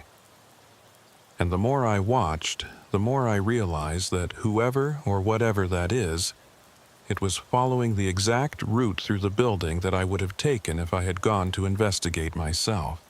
It knew where I would go, what I would check, like it was showing me what would happen before it happened." Carver watched several more minutes of recorded footage, seeing himself appear and disappear across different camera feeds, moving through the empty building in a pattern that did follow standard security sweep procedures. Every time the figure passed under decent lighting, Carver could see his own face clearly. Not similar, not someone who resembled him, but unmistakably him. Same features, same build, same way of moving. It was like watching a recording of himself performing duties he had not yet performed in a building he had not yet entered. "Did you see anyone else? Any other figures besides this one?" "Just you. Just that one. But, officer, that's not even the worst part." Fenwick pulled up the live camera feeds again, the real-time view of the building's interior. "Look at the 3rd floor, camera 7. Carver looked at the feed Fenwick indicated. It showed the same hallway from the recorded footage, empty and dark. As Carver watched, a figure appeared at the far end of the hallway. The same figure, Carver in his uniform, walking slowly toward the camera, checking doors, shining a flashlight. The movement was identical to what had been recorded earlier, playing out again in real time, even though Carver was sitting in the lobby looking at a monitor. "That's happening right now," Fenwick whispered.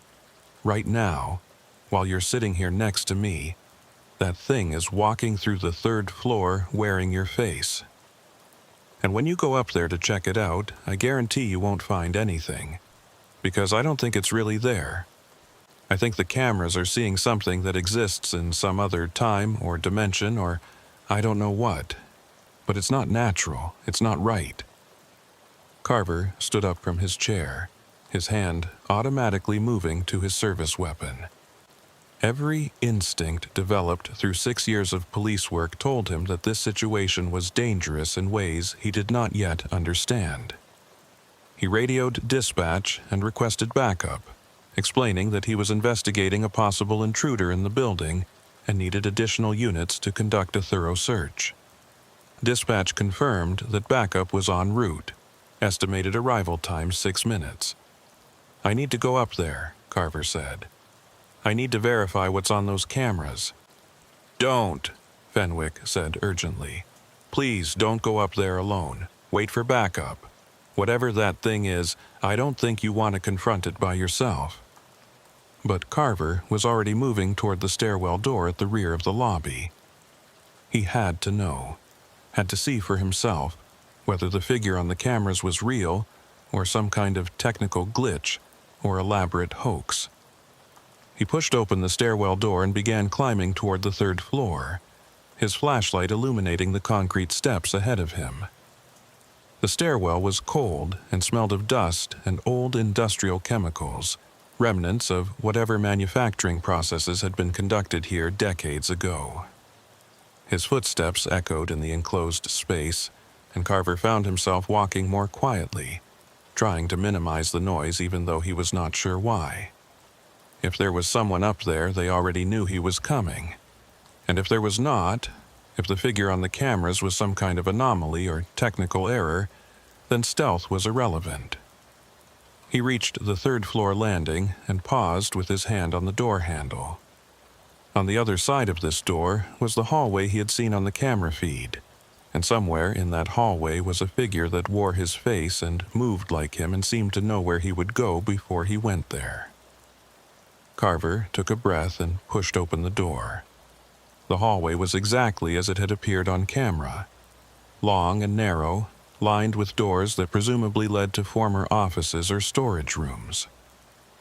Emergency exit lights provided minimal illumination, creating pools of dim red light at intervals while leaving most of the hallway in shadow. Carver stepped into the corridor and let the stairwell door close behind him. The silence was absolute, broken only by his own breathing and the faint hum of electrical systems somewhere in the building's infrastructure. He moved forward slowly, checking each door as he passed, performing the security sweep that the figure on the camera had been performing. Each door was locked. The rooms beyond were dark and appeared empty based on what Carver could see through the small windows set into the doors. He continued down the hallway, covering the same ground the figure had covered, and found nothing. No person, no evidence that anyone had been here recently, no indication that the building contained anything but emptiness and silence. Carver reached the end of the hallway where the figure on camera had disappeared from view. There was another stairwell door here, and a service corridor that branched off to the left. Carver checked both, finding more of the same. Empty spaces, locked doors, darkness and quiet.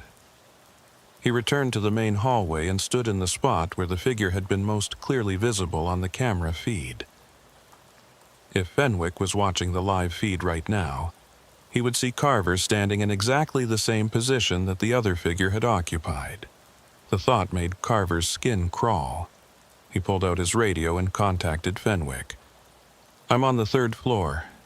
The hallway you showed me on camera. There's nobody here, nothing unusual." There was a pause before Fenwick responded, and when his voice came through the radio, it carried a note of barely controlled panic. "Officer Carver, you need to look at the cameras. You need to see what I'm seeing right now." "What are you seeing?" "I'm seeing both of you.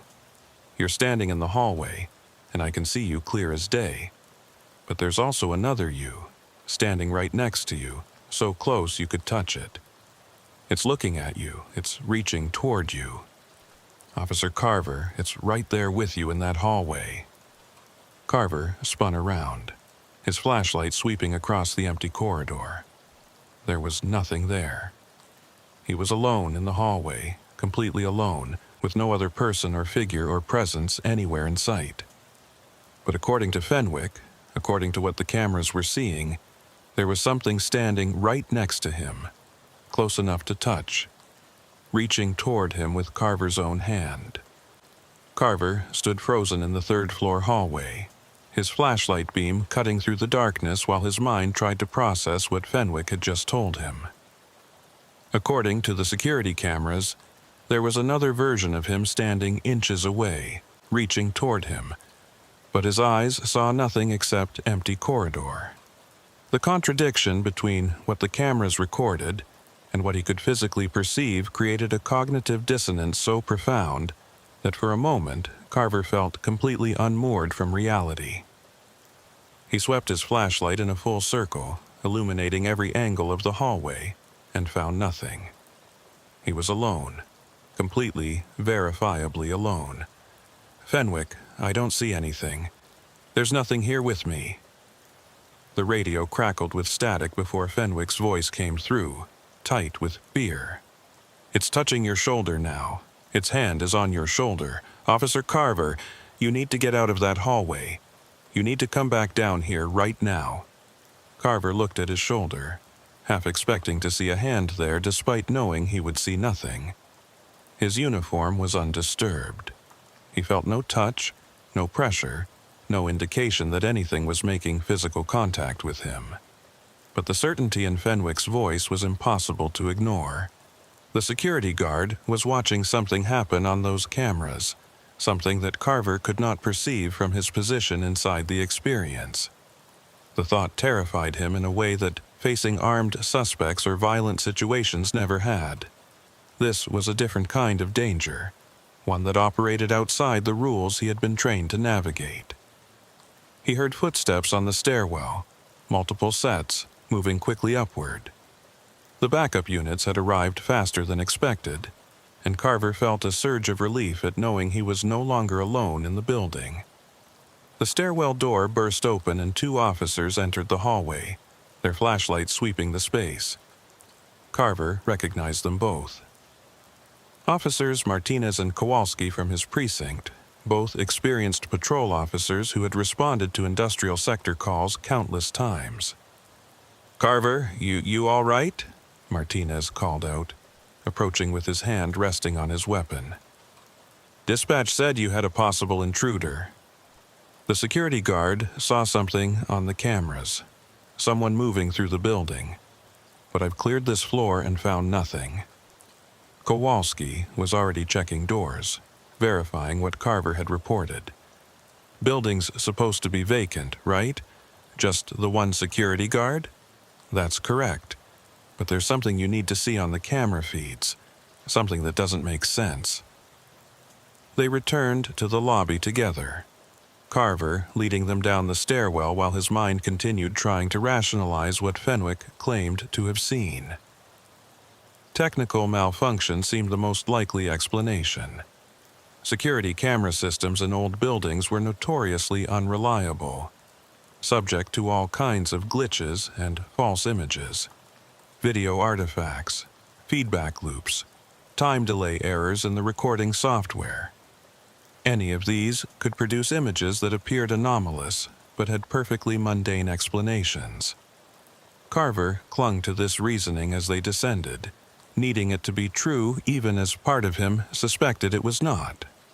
Fenwick was still at the security desk when they entered the lobby, but he had moved the visitor chair around so he could keep his back to the wall while watching both the entrance and the camera monitors simultaneously. His face was pale, and his hands were still shaking. Martinez and Kowalski exchanged a look that suggested they thought the security guard was overreacting to something explainable, but they approached the desk professionally and waited for Fenwick to show them what he had seen. "It's still happening," Fenwick said, pointing at one of the camera feeds. "Look at camera 7, 3rd floor hallway. That's where you just were, Officer Carver." They all looked at the indicated feed. The hallway appeared empty in the real-time video, exactly as Carver had found it during his search. Nothing moved in the frame. No figures, no anomalies, nothing that would suggest anything unusual was occurring. "I don't see anything," Martinez said. "Wait," Fenwick said. "Just watch. It comes and goes. Sometimes it's visible, sometimes it's not. But when it appears, you'll see it clearly." They watched the feed in silence for nearly a minute. The hallway remained empty and still. Carver was beginning to think that whatever Fenwick had seen had been a temporary glitch that had resolved itself when movement appeared in the frame. A figure walked into view from the left side of the screen, moving slowly down the hallway in the same methodical pattern that Carver had used during his sweep. The figure was wearing a police uniform, and when it turned slightly toward the camera, its face was clearly visible. It was Carver. Same features, same build, same way of moving.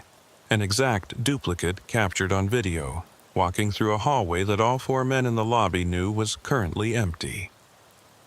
"Jesus Christ," Kowalski said, leaning closer to the monitor. "That's you, Carver. That's exactly you." Martinez pulled out his radio. "Dispatch, we need a supervisor to respond to the Kellner manufacturing building.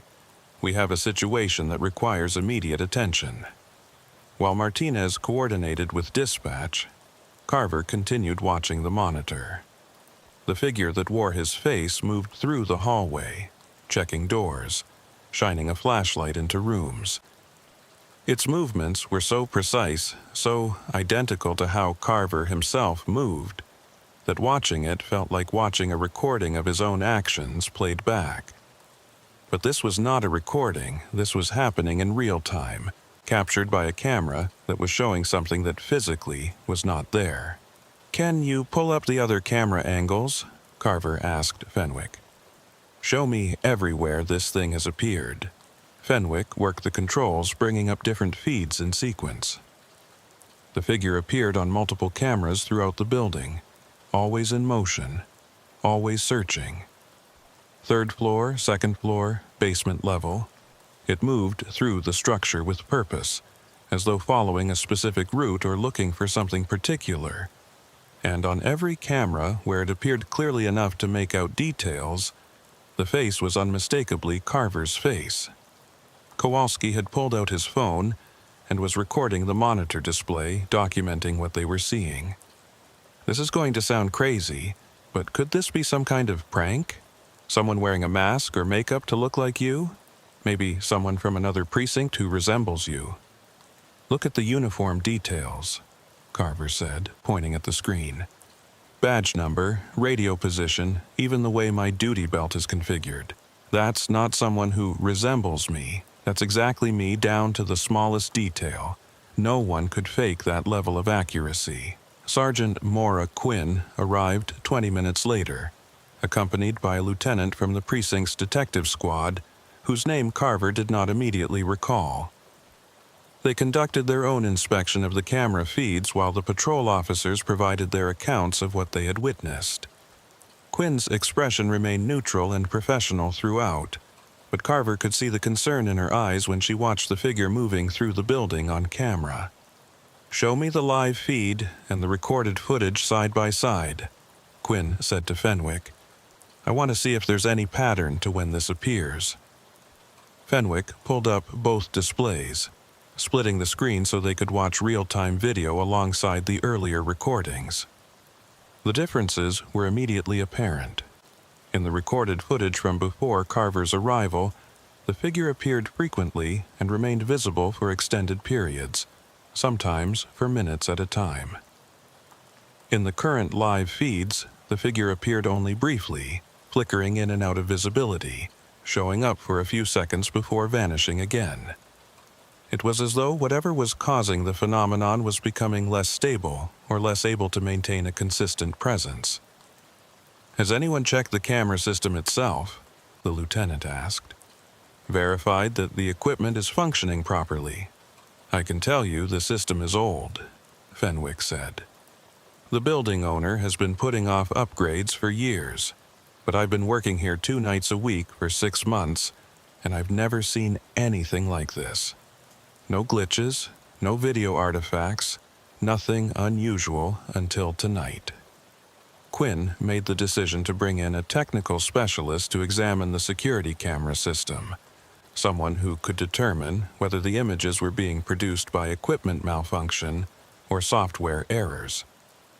She also ordered a complete search of the building by multiple units, room by room, floor by floor, to verify that no one was actually present inside the structure. If there was a rational explanation involving an intruder who was somehow avoiding detection, they would find it through systematic procedure. Over the next 2 hours, the Kellner manufacturing building was subjected to the most thorough search Carver had participated in during his career. 8 officers swept through every accessible space, checking storage rooms and offices, examining the old manufacturing floors with their abandoned equipment still bolted to concrete floors, investigating the basement level where heating systems and electrical infrastructure created a maze of utility corridors. They found no one, no evidence of recent human presence, no signs that anyone had been in the building besides Fenwick, who had entered through the main door and had not left the lobby area until the panic button activation. The building was empty, completely, verifiably empty. Yet the figure continued to appear on the security cameras, sometimes on the third floor, sometimes in the basement, once in a stairwell where it stood motionless for almost a full minute before fading from view. Each appearance was documented by multiple officers who watched the feeds in real time, confirming that what they were seeing was not the result of individual hallucination or misperception. The cameras were capturing something, and that something consistently resembled Officer Hollis Carver. The technical specialist arrived at 3 a.m, a civilian contractor named Raymond who worked with the city on security system installations and repairs. He spent an hour examining the camera equipment, checking connections, reviewing system logs, and running diagnostics on the recording software. His conclusion was frustrating in its ambiguity. The equipment was old and not particularly reliable, prone to occasional glitches and image artifacts, but the images they were seeing did not match any standard malfunction pattern. They were too clear, too consistent, too detailed to be explained by technical failure alone. Raymond suggested that someone might have hacked the system and was feeding false video into the cameras, but he could find no evidence of unauthorized access or network intrusion. Honestly, Raymond said, closing his diagnostic laptop with a bewildered expression, I can't explain what's causing this. The system is functioning within normal parameters. There's no evidence of tampering or hacking. If I didn't know better, I'd say the cameras are simply recording what they're seeing. But obviously, that's impossible if no one is actually in the building. Quinn pulled Carver aside while the technical specialist was packing up his equipment. I'm sending you home for the rest of the shift. You're too close to this situation, and I need you to have some distance before we figure out what's happening here. I'm fine to work, Carver protested, though he was not sure that was true. The past few hours had left him feeling disoriented and exhausted in a way that went beyond physical fatigue. That's not a request. You're done for tonight. Martinez and Kowalski can finish out the shift. I want you to go home, get some rest, and come in tomorrow afternoon to give a formal statement. We're documenting everything about this incident for the case file. Carver wanted to argue, but he recognized the futility of it. Quinn was right. He was too emotionally involved in the situation to maintain the professional distance required for effective police work. He collected his equipment and left the Kellner building as dawn was beginning to break over Queens. The drive home through the early morning traffic felt surreal, as though he was moving through a city that was familiar but somehow fundamentally different from the one he had known before tonight. He lived in a second-floor apartment in Astoria, a neighborhood that had gentrified significantly over the past decade, but still retained traces of its working-class immigrant roots. His apartment was small and sparsely furnished, the living space of someone who spent more time working than at home. Carver had never bothered to make it comfortable or personalized. It was simply a place to sleep between shifts, nothing more. But now, entering the quiet apartment after the strangeness of the Kellner building, he felt a desperate need for the reassurance of familiar surroundings. He tried to sleep, but found it impossible. Every time he closed his eyes, he saw the figure on the security monitor, wearing his face, moving through empty hallways. He thought about Fenwick's description of the figure reaching toward him, touching his shoulder, while he had felt nothing. The idea that something could be interacting with him, making contact, without his ability to perceive it, created a paranoia that was difficult to shake.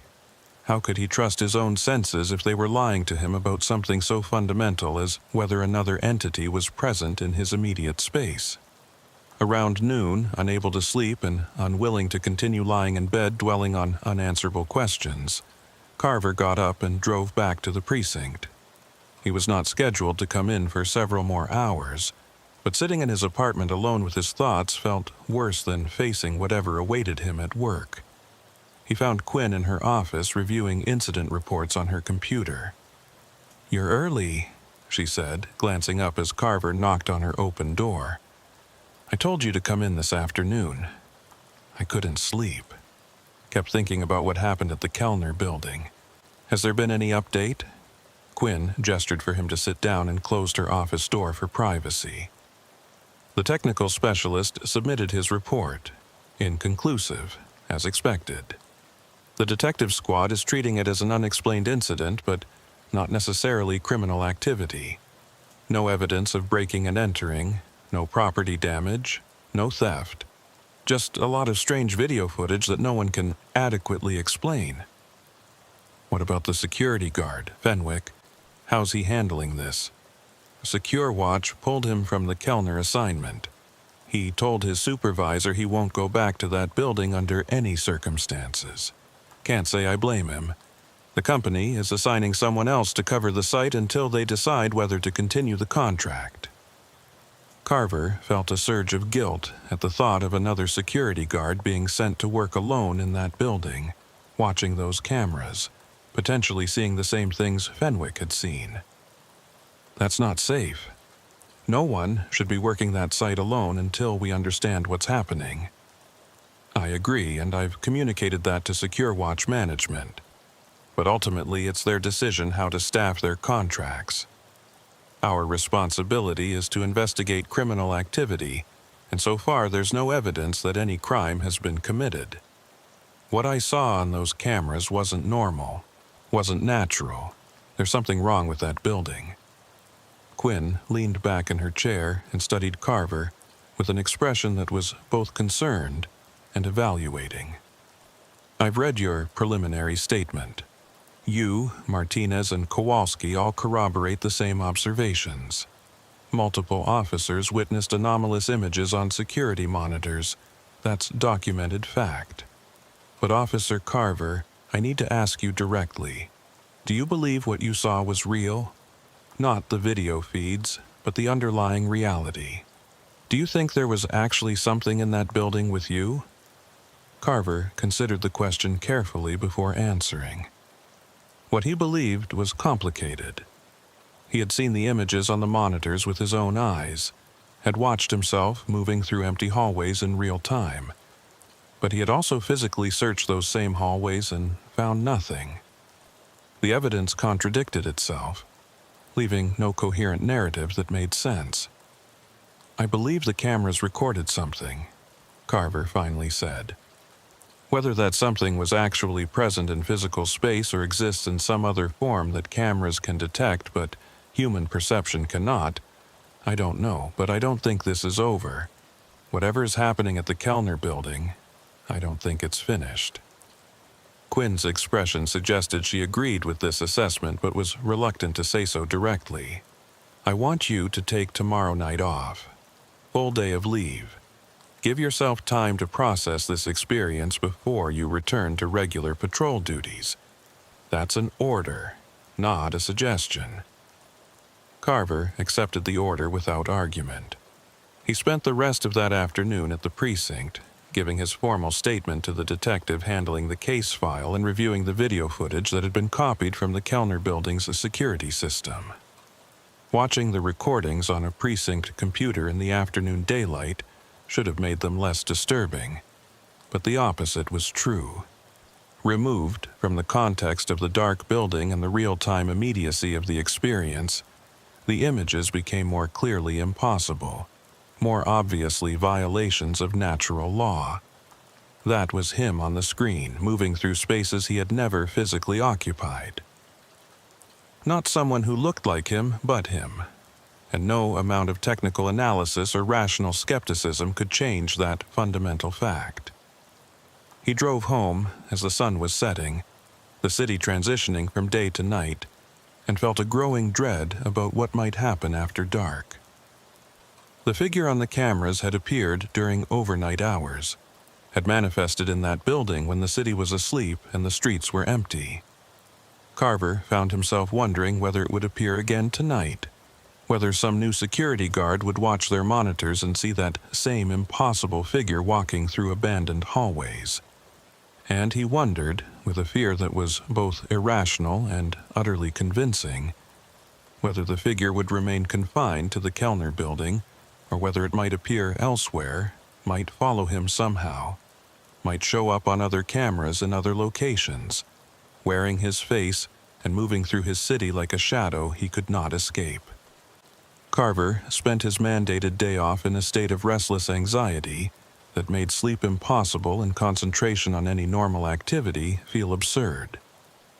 He tried watching television, tried reading, tried going for a walk through his neighborhood, but every activity felt hollow and meaningless in the shadow of what he had experienced at the Kellner building. His mind kept returning to the image of himself on those security monitors, walking through empty hallways, reaching toward his own shoulder, existing in two places simultaneously according to the cameras while existing in only one place according to his direct perception. The contradiction gnawed at him with the persistence of physical pain. Around 8 in the evening, unable to tolerate the confinement of his apartment any longer, Carver got in his personal vehicle and drove toward Queens. He told himself he was simply going for a drive, that he needed to move and think, but his route took him inevitably toward the industrial district along Newtown Creek. He found himself driving past the Kellner manufacturing building, slowing as he approached to look at the dark structure. The parking lot was empty. No security guard vehicle, no patrol cars, nothing to indicate that anyone was monitoring the building tonight. Either Secure Watch had not yet assigned a replacement guard, or they had decided to suspend coverage until the situation was resolved. Carver parked across the street and sat watching the building for nearly an hour. He was not sure what he expected to see. The windows remained dark, the parking lot empty. Nothing moved in or around the structure. It looked exactly like what it was supposed to be, an abandoned manufacturing facility waiting for demolition or redevelopment. But Carver could not shake the feeling that something was present inside, something that the cameras had detected and recorded, something that existed in a way that human perception could not directly access. His phone rang, startling him out of his surveillance. The caller ID showed Sergeant Quinn's number. Carver answered, wondering what would prompt his supervisor to call him during his off time. "Carver? Where are you right now?" Quinn's voice carried a tension that immediately put Carver on alert. "I'm in Queens, near the industrial sector. Why?" "I need you to come to the precinct immediately. Something has happened. Something you need to see." "What kind of something?" There was a pause on the line, and Carver could hear muffled conversation in the background before Quinn spoke again. "The phenomenon from the Kellner building. It's not confined to that location anymore. We have reports from 3 other sites across Queens, all showing similar anomalies on security camera footage. And Officer Carver, in every instance, the figure on the cameras is you." Carver felt ice spread through his chest. "What do you mean, 3 other sites?" "A warehouse on Northern Boulevard, a parking garage in Long Island City, and a storage facility in Maspeth. All 3 locations called in reports within the past 2 hours. Their security systems are showing a police officer moving through their buildings during times when no officer is present. The descriptions all match you. We need you to come in and help us figure out what's happening."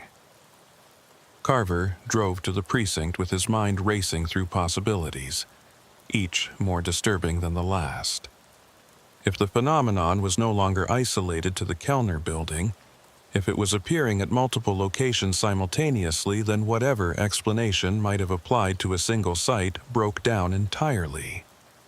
Technical malfunction could not account for unconnected security systems in different buildings, all producing the same anomalous images at the same time. This was something else, something that transcended the boundaries of individual locations and suggested a pattern or purpose that Carver could not begin to understand. The precinct was unusually busy for a weeknight when Carver arrived. Multiple patrol units were in the parking lot, and he could see officers coming and going from the building with the kind of urgent energy that accompanied major incidents. He found Quinn in the Situation Room, a conference space normally used for briefings that had been converted into a temporary command center. Large monitors had been set up displaying security camera feeds from multiple locations, and a dozen officers were gathered around them, watching and documenting what they showed. Quinn saw Carver enter and gestured him over. "We've been coordinating with the businesses that reported the incidents. They've given us remote access to their security system so we can monitor in real time. What you're about to see is happening right now across 4 different locations in Queens." Carver looked at the monitors and felt his sense of reality tilt sideways. Each screen showed security footage from a different building, but the same figure appeared in all of them. Carver in his uniform, moving through warehouses and parking structures and storage facilities, conducting what appeared to be systematic searches of each location. The movements were identical across all 4 sites, as though the same sequence of actions was being replayed simultaneously in multiple places. The figure would check a door, move down a hallway, examine a corner, then disappear from one camera's view only to appear on another, maintaining a consistent pattern that Carver recognized as his own search methodology. "How long has this been going on?" Carver asked, unable to look away from the screens. First report came in at 1900 hours from the warehouse on Northern Boulevard. Security guard there was doing his rounds and noticed unusual activity on his monitors. He called it in, thinking it might be an unauthorized person on the property. Responding unit confirmed no one was present, but the images persisted on the cameras.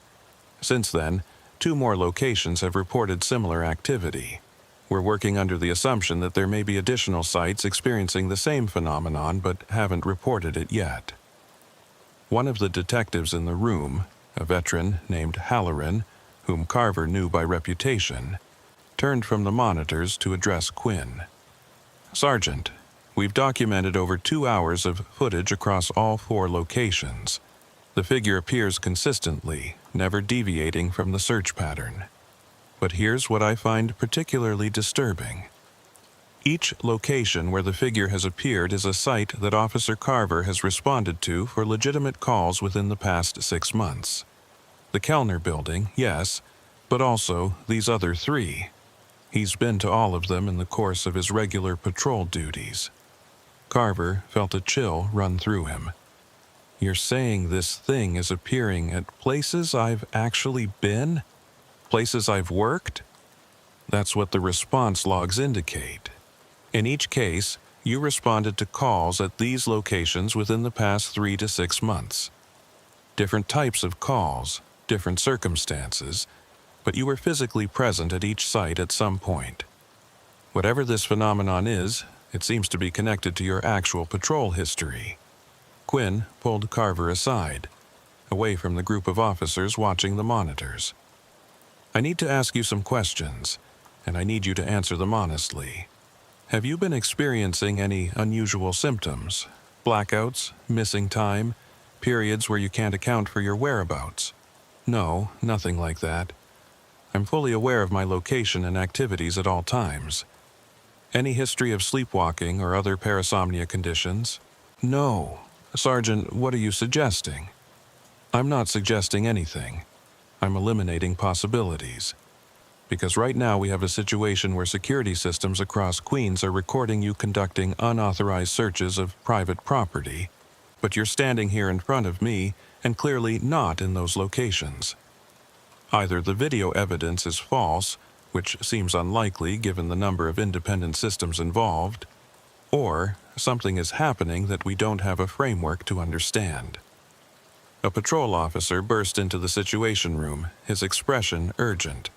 "Sergeant Quinn, we just received another call. A residential building in Woodside. Super says their security cameras are showing a police officer in the basement storage area. Given the pattern, I'm betting it matches Officer Carver's description. Quinn turned to Carver. Have you ever responded to a call at a residential building in Woodside? Carver thought back through his recent assignments, sorting through the accumulated memory of hundreds of calls. Yes, about 4 months ago. Domestic disturbance on the 3rd floor. I was there for maybe 30 minutes taking statements and filing a report. But I never went to the basement, had no reason to access that area. But you were in the building. You were physically present at that location. For a completely unrelated call, yes. Quinn made a decision. We're going to that building now. I want you with me. If this phenomenon is appearing at a location in real time, I want to verify whether you experience anything unusual when we're on scene. Maybe there's some kind of interaction or feedback that will help us understand what's happening. They took Quinn's patrol SUV and drove through the evening traffic toward Woodside, a neighborhood that blended residential blocks with commercial corridors in the way that characterized much of Queens. The building was a 6-story apartment complex on Roosevelt Avenue, older construction from the 1960s but well-maintained. The superintendent was waiting for them in the lobby, a man in his 60s named Gus, who clearly wanted this situation resolved so he could return to his regular duties. "It's still happening," Gus said as soon as they entered. "I've been watching the monitor in my office. That cop is down there right now, walking around the storage cages checking locks. But I went down there myself 10 minutes ago and there's nobody there. Place is empty." He led them to his office, a small room off the lobby that held a desk, filing cabinets, and a security monitor showing feeds from cameras throughout the building. The basement camera showed exactly what Gus had described. The figure that wore Carver's face was moving through a corridor lined with storage cages, examining each one methodically. The image quality was not as clear as the commercial security systems, but the resemblance was unmistakable. "How long has your system been showing this?" Quinn asked. "Started maybe 45 minutes ago. I was doing paperwork and just happened to glance at the monitor. Thought we had an intruder. Called you guys immediately." Quinn turned to Carver. "I want you to go down to that basement. I want you to stand in the exact location where the figure is on camera and see if anything unusual occurs. I'll stay here and watch the monitor. Gus, can you escort Officer Carver to the basement?" Gus nodded and led Carver to a service elevator that descended below the main floor. The basement was a concrete-walled space divided into sections for utilities, laundry facilities, and the storage cages that tenants rented for belongings they did not have room for in their apartments. The fluorescent lighting was harsh and flickering in places, casting unstable shadows across the floor. Carver could hear the hum of the building's heating system and the occasional clank of pipes expanding and contracting. They found the corridor with the storage cages, a narrow passage with chain-link enclosures on both sides. Gus pointed to a spot about halfway down the corridor. "That's where he is on the camera right now. Standing right there looking at the cage on the left." Carver walked to the indicated location and stood facing the storage cage. It contained the kind of miscellaneous items people accumulated over years. Boxes of old books, a broken lamp, some sporting equipment. Nothing unusual or notable. Carver waited, trying to perceive any sensation that might indicate the presence of something beyond normal reality. He felt nothing. The basement was cold and slightly damp, but there was no indication of anything anomalous occurring. His radio crackled and Quinn's voice came through. "Carver, I'm watching the monitor. You're standing in the exact same position as the figure on camera. From this angle, it looks like there are 2 of you occupying the same space. One is you physically present, which I know is real because we just watched you walk down there. The other is the figure on the security feed, which is also clearly visible. Both versions are standing in identical positions, facing the same direction. It's like seeing a double exposure photograph, but in real time. Carver looked around the basement corridor, seeing nothing but concrete walls and storage cages and the flickering fluorescent lights.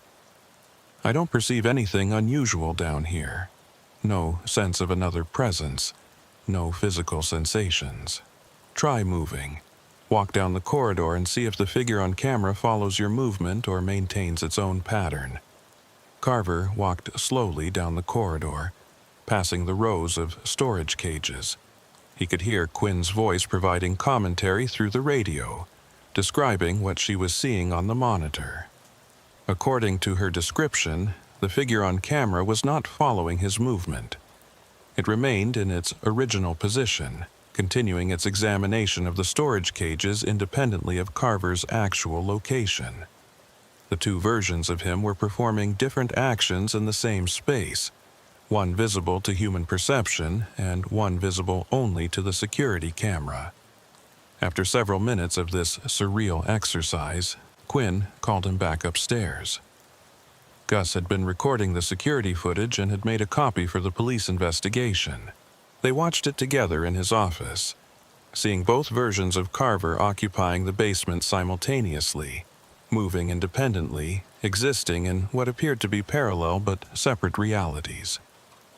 "This is beyond anything I can explain," Quinn said quietly. "This isn't a technical glitch.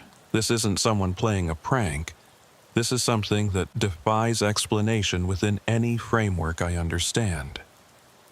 They returned to the precinct where the Situation Room had grown more crowded with officers and detectives trying to make sense of the accumulating evidence. 2 additional locations had reported similar phenomena, while Carver and Quinn were at the Woodside building. The pattern was accelerating, spreading to more sites, appearing with greater frequency. And in every instance, the figure on the cameras wore Carver's face and moved through spaces he had previously visited in the course of his duties. Detective Halloran had been coordinating with the city's technical resources, trying to find any expert who might offer insight into what was happening. I spoke with someone from the Forensic Video Analysis Unit. They reviewed samples of the footage and confirmed it's not deepfake technology or digital manipulation. The images are genuine recordings of what the cameras are seeing in real time. I also contacted a professor at Columbia who studies anomalous phenomena. His theory, and I want to stress this is completely speculative, is that we might be witnessing some kind of temporal echo. The cameras are somehow recording actions that Officer Carver performed in the past at these locations, replaying them in the present. Like a residual haunting, but captured on electronic media instead of human perception.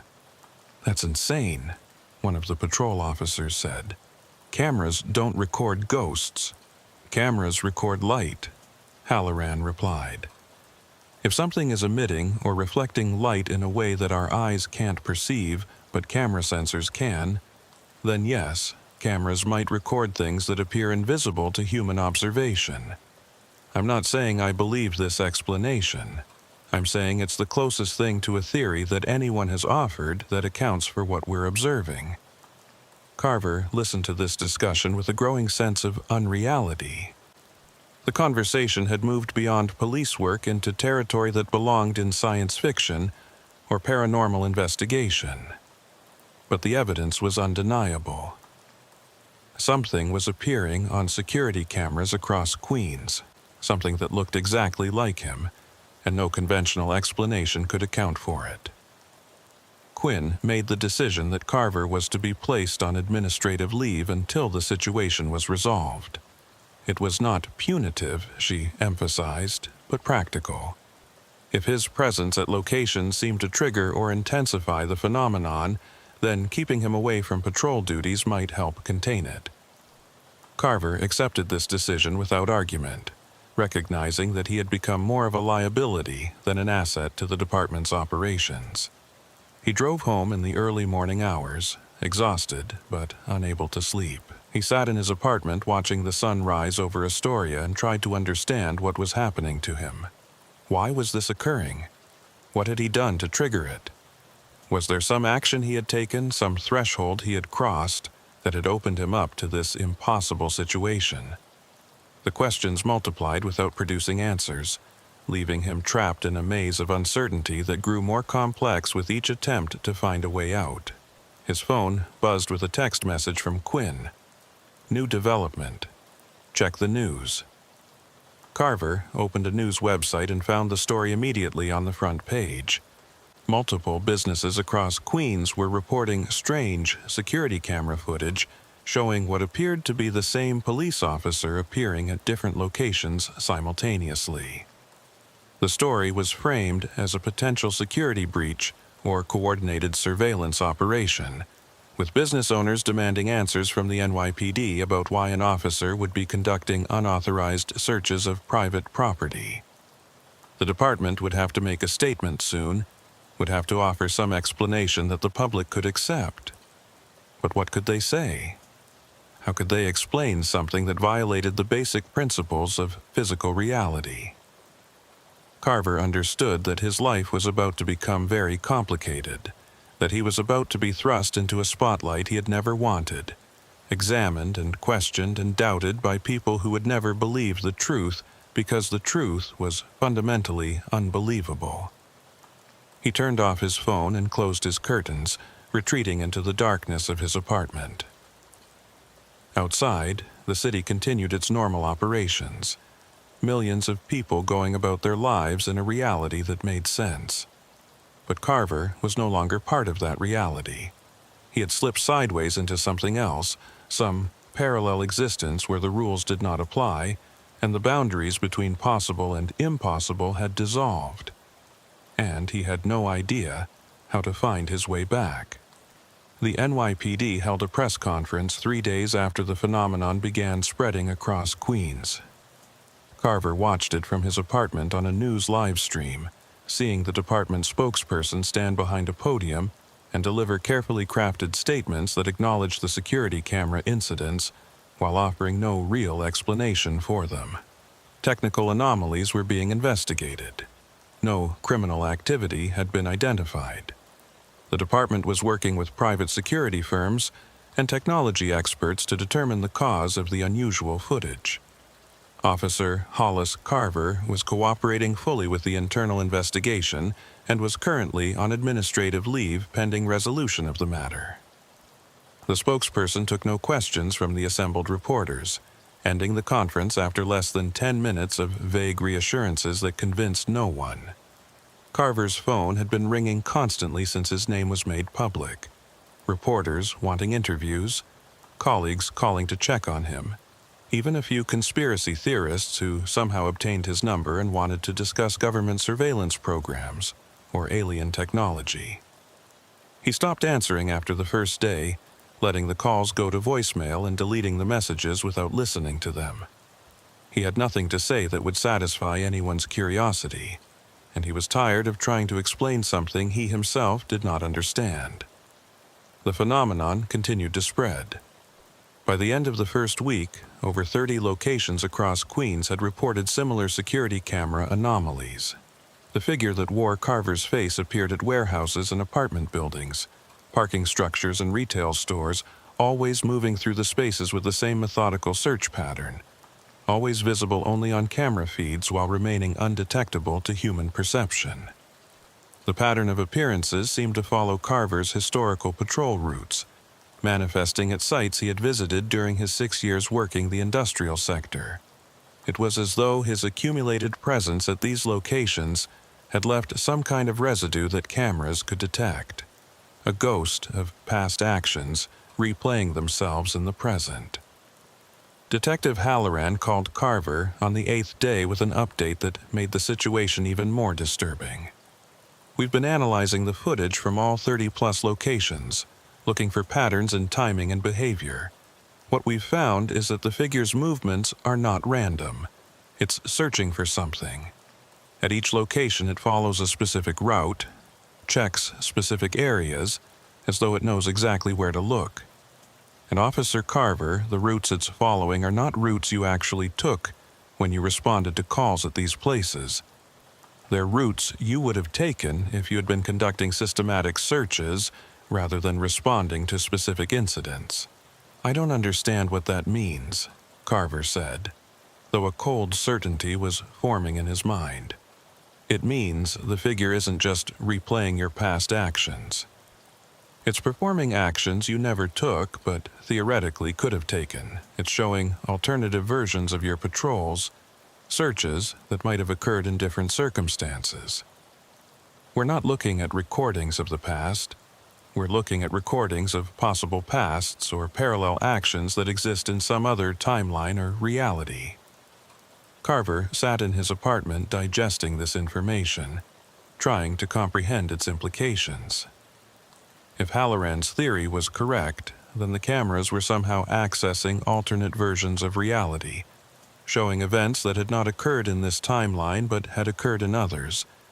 And the central figure in all these alternate realities was Carver himself, endlessly searching, endlessly patrolling, performing his duties across multiple versions of Queens that existed simultaneously in different dimensions or states of being. Has anyone tried to interact with it? Carver asked. Has anyone been present at a location when the figure appears and attempted to make contact? Yes. Multiple officers have tried. The figure doesn't respond to verbal commands or physical approach. It continues its search pattern regardless of what happens around it. It's like watching a recording that can't be paused or altered. Whatever it is, it's operating according to its own internal logic, completely independent of our reality.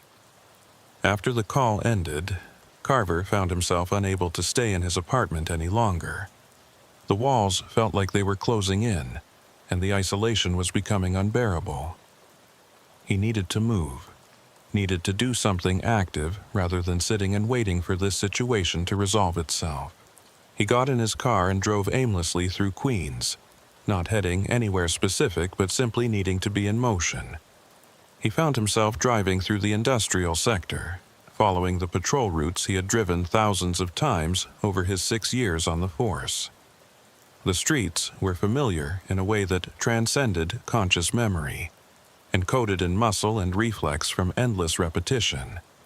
He knew which turns to take, which intersections to watch, which buildings were likely to have problems. This knowledge had been accumulated gradually, shift by shift, until it became as natural as breathing. And now that accumulated presence was somehow manifesting on security cameras across the borough. His past self or alternate self or whatever it was appearing at all the places he had been, conducting searches he had never performed but might have performed under different circumstances.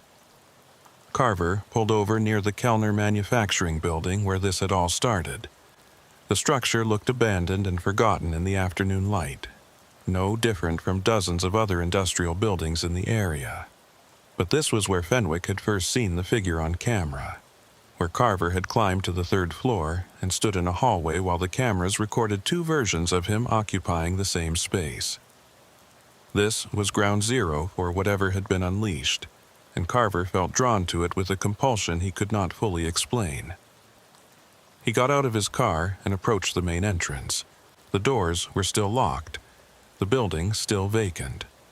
But as Carver stood looking at the dark windows, he saw movement on the 3rd floor. Just a flicker, a shadow passing behind the glass, there and gone in an instant. He stared at the window, waiting for it to appear again, but saw nothing more. Probably just a trick of light, a reflection or illusion produced by the angle of the sun. But Carver could not shake the feeling that something was inside that building, something that existed in the spaces between what cameras recorded and what eyes could see. His phone rang. Quinn's number. He answered, expecting another update about the investigation or a request for additional information. Instead, Quinn's voice carried an urgency that immediately alarmed him. "Carver, where are you right now?" "I'm at the Kellner building. Why?" "You need to leave that location immediately. We just received a report from the building owner's insurance company. They sent a contractor to inspect the structure this morning as part of their coverage review. The contractor found something in the basement that we need to investigate. A room that's not on the building plans. A space that shouldn't exist according to the architectural records. And Officer Carver, there's something in that room. Something the contractor described as a shrine. Carver felt ice spread through his chest. A shrine to what? To you. The contractor said the room is covered wall to wall with photographs and documents related to you. Your patrol logs, copies of reports you've filed, surveillance photos of you on duty. Someone has been collecting information about you and storing it in that building. We're sending units to secure the scene right now, but I need you away from that location until we can clear it and determine whether there's an active threat. Carver looked up at the building, at the third-floor window where he had seen movement moments before. Someone had been inside, had created a space dedicated to monitoring and documenting his activities. Someone had been watching him, following him, collecting evidence of his presence across Queens. And somehow that obsessive attention had manifested in the security camera phenomenon, had created conditions where his image could appear at locations he had visited, replaying and reimagining his patrols across multiple sites simultaneously. Who would do this? Carver asked, though he was not sure he wanted to know the answer. We don't know yet. Could be someone with a grudge against you specifically, or against police in general. Could be someone experiencing a delusional episode who fixated on you for reasons we can't predict. The forensic team will process the scene and will work to identify who created this room and why. But until we know what we're dealing with, I want you in a safe location with other officers present.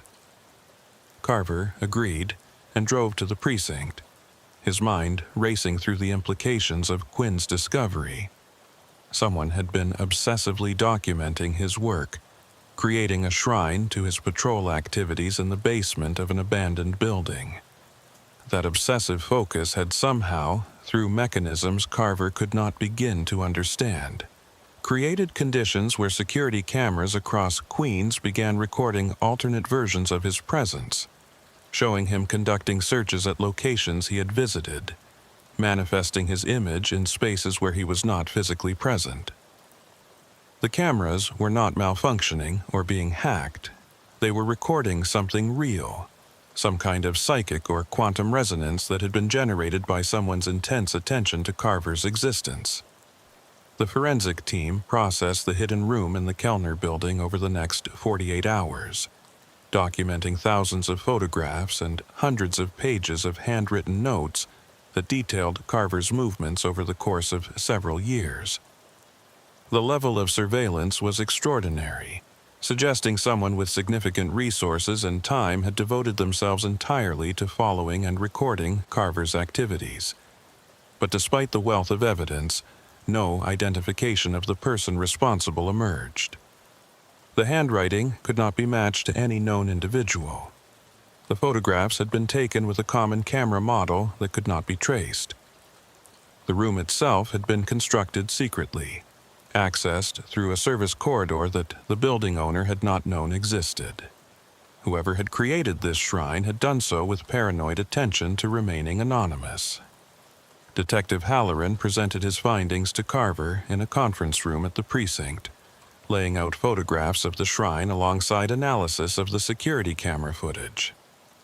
What we're looking at is consistent with a pattern of obsessive fixation. Someone became focused on your activities to the point of complete absorption. They documented every patrol, every call, every action you took in the course of your duties. That level of attention, that intensity of focus, appears to have created some kind of resonance effect. The security cameras are picking up echoes of your presence, recordings of paths you took and paths you might have taken, all generated by this person's obsessive mapping of your existence. How is that possible? Carver asked. How can someone's attention to me create physical effects that cameras can record? I don't have an answer that would satisfy a scientific explanation, But there are theories in quantum mechanics about how observation affects reality, how the act of measuring something changes its state. If consciousness can affect quantum systems at microscopic scales, maybe intense focused attention can affect reality at larger scales in ways we don't normally detect. The cameras might be sensitive to these effects in ways that human perception is not, recording changes in reality that are too subtle for us to see directly, but are captured by electronic sensors. It was the closest thing to an explanation that anyone had offered, though it raised more questions than it answered. Carver left the conference room feeling no closer to understanding what had happened to him than he had been when this started. The shrine had been discovered and documented, but its creator remained unknown. The security camera phenomenon continued unabated, with new locations reporting sightings of the figure every day. Carver's image was now appearing at sites across not just Queens, but also Brooklyn and Manhattan, spreading beyond the boundaries of his actual patrol sector to encompass the entire city. The department kept Carver on administrative leave indefinitely, unable to return him to active duty while his image continued to appear on security cameras throughout the 5 boroughs. He became a subject of intense media speculation, with theories ranging from secret government experiments to alien abduction to mass hallucination induced by some unknown toxin. None of the theories came close to capturing the reality of what Carver had experienced. The profound disorientation of seeing yourself exist in multiple places simultaneously, of knowing that your presence had been recorded and replicated across the city in ways that defied explanation. Weeks passed. The phenomenon did not stop or diminish. If anything, it intensified, with the figure appearing more frequently and at more locations. Carver stopped watching the news coverage and avoided reading the speculation online. He existed in a state of suspended animation, neither fully part of normal reality nor able to escape into some alternative explanation that would make sense of his situation. He was trapped in limbo, watching himself perform duties he could no longer actually perform, seeing his image conduct patrols he was no longer authorized to make. 3 months after the initial incident at the Kellner building, Carver received a call from Detective Halloran with news that changed everything. "We found something in the shrine, something we missed during the initial processing, hidden behind a false panel in one of the walls. It's a journal, handwritten, hundreds of pages. The person who created that room documented everything, including their reasoning and methodology. Officer Carver, I think you need to read this. It explains what's happening and why." Carver met Halloran at the precinct and was given a copy of the journal, the original being held as evidence. He took it back to his apartment and spent the entire night reading it, following the thoughts of someone whose identity remained unknown, but whose obsession with Carver was documented in excruciating detail. The journal writer claimed to have developed a method for imprinting consciousness onto physical space, for creating permanent records of observation that would persist beyond the observer's direct presence. By documenting Carver's patrols with obsessive precision, by photographing and mapping every movement, the writer believed they were creating a form of immortality, preserving Carver's actions in a way that would outlast physical death. The journal's final entries described a ritual performed in the hidden room, a process of sustained meditation and focused attention intended to permanently bind Carver's recorded presence to the locations he had patrolled. The writer claimed this binding had been successful, that Carver's image would now appear eternally on any surveillance system that captured those locations, a ghost of observation that would never fade. The journal ended abruptly, mid-sentence, as though the writer had been interrupted or had simply stopped writing without completing their final thought. Carver read the journal twice, trying to understand the mindset of someone who would devote years of their life to such an endeavor. The obsession was clear, but the motivation remained opaque.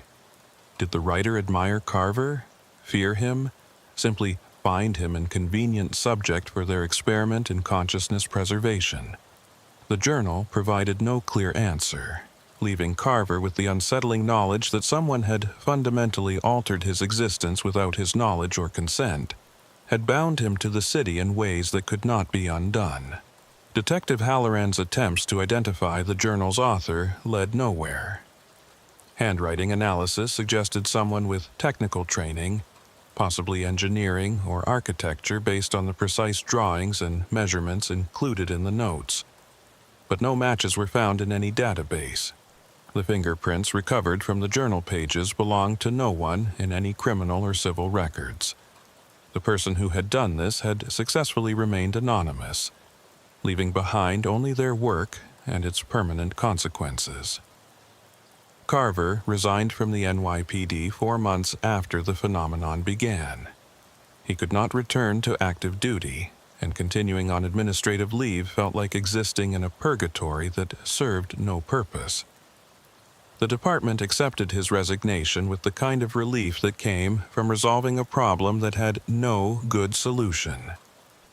They provided him with his pension benefits and a letter of recommendation that carefully avoided mentioning the circumstances of his departure. Carver left the precinct for the last time on a cold January afternoon, walking out into a city that he no longer belonged to in the same way he once had. He moved out of Queens entirely, relocating to a small town upstate where he had no history and no accumulated presence. He found work in private security, a job that kept him away from patrol duties and surveillance systems. He tried to build a life that did not involve the constant awareness of his duplicated self appearing on cameras throughout New York City. But he could not escape the knowledge that somewhere in Queens, in Brooklyn, in Manhattan, security systems were still recording his image, still showing him conducting eternal patrols through buildings he would never enter again. His ghost continued its work, searching and documenting and existing in a state between reality and observation that Carver had become permanently bound to. Sometimes, late at night when he could not sleep, Carver would open his laptop and search for news about the phenomenon. The reports continued, though they received less attention as the novelty wore off and the city moved on to other mysteries. Business owners had grown accustomed to seeing the figure on their security feeds, treating it as a strange but harmless quirk of their systems. Some had even begun using it as a selling point, advertising their buildings as featuring the famous Ghost Cop of Queens. The figure that wore Carver's face had become part of the city's infrastructure, as permanent and unremarkable as the subway system or the street grid. Carver tried not to think about what this meant for his existence, tried not to dwell on the fact that a version of him would continue performing duties he had abandoned, patrolling streets he no longer walked, existing in electronic perpetuity long after his physical body had died. He tried to focus on his new life in his new town, but the awareness was always there, just beneath the surface of his thoughts. He had been bound to the city in ways that transcended physical presence, and that binding would never break. 1 year after the initial incident, Carver received an envelope in the mail with no return address. Inside was a single photograph, taken from a security camera, showing him standing in the third-floor hallway of the Kellner Manufacturing Building. But in this photograph, taken just days earlier according to the timestamp, Carver was not alone. 2 figures stood in the hallway. One was the familiar ghost that had appeared on cameras throughout the city. The other was Carver himself, his physical self, standing in a location he had not visited in over a year. Both versions of him were looking directly at the camera, both wearing identical expressions that Carver could not quite interpret. Recognition, perhaps, or warning, or some communication from a version of himself that existed in the space between observation and reality. Carver did not return to the city to investigate. He placed the photograph in a drawer and tried to forget about it, though he knew forgetting was impossible. The photograph was a message from his duplicated self, proof that the phenomenon had evolved beyond its initial parameters. The figure was no longer confined to historical patrol routes or buildings Carver had actually visited. It was appearing in new locations, expanding its territory, operating according to logic that had nothing to do with Carver's actual choices or movements. It had become autonomous, a version of him that existed independently, pursuing its own objectives in its own reality. Years would pass. Carver would age and change, building a life in his small upstate town that bore little resemblance to his years as a police officer in Queens. But in the city, his ghost would continue its eternal patrol, appearing on security cameras in an ever-expanding network of locations, searching and documenting and existing in a state that was neither fully present nor fully absent. People who encountered it on their security feeds would wonder about the story behind it, would speculate and theorize and eventually accept it as just another unexplained phenomenon in a city full of mysteries that defied explanation. And sometimes, in moments of weakness or curiosity, Carver would check the online forums where people discussed sightings of the ghost cop. He would read their theories and their analyses, their attempts to understand what they were seeing. He never posted or contributed to these discussions, never revealed his identity or shared his knowledge of the phenomenon's origins. He remained silent, watching from a distance as his duplicated self performed duties he had abandoned, existing in a reality he could no longer access but could never fully escape. He was bound to the city through observation, through the obsessive attention of someone who had seen him and decided to preserve him, to make him eternal in the only way they knew how. And that binding would persist long after Carver's physical death. His image continuing to appear on cameras throughout New York, a permanent ghost of observation that would never stop searching, never stop patrolling, never stop existing in the liminal space between what was real and what was recorded.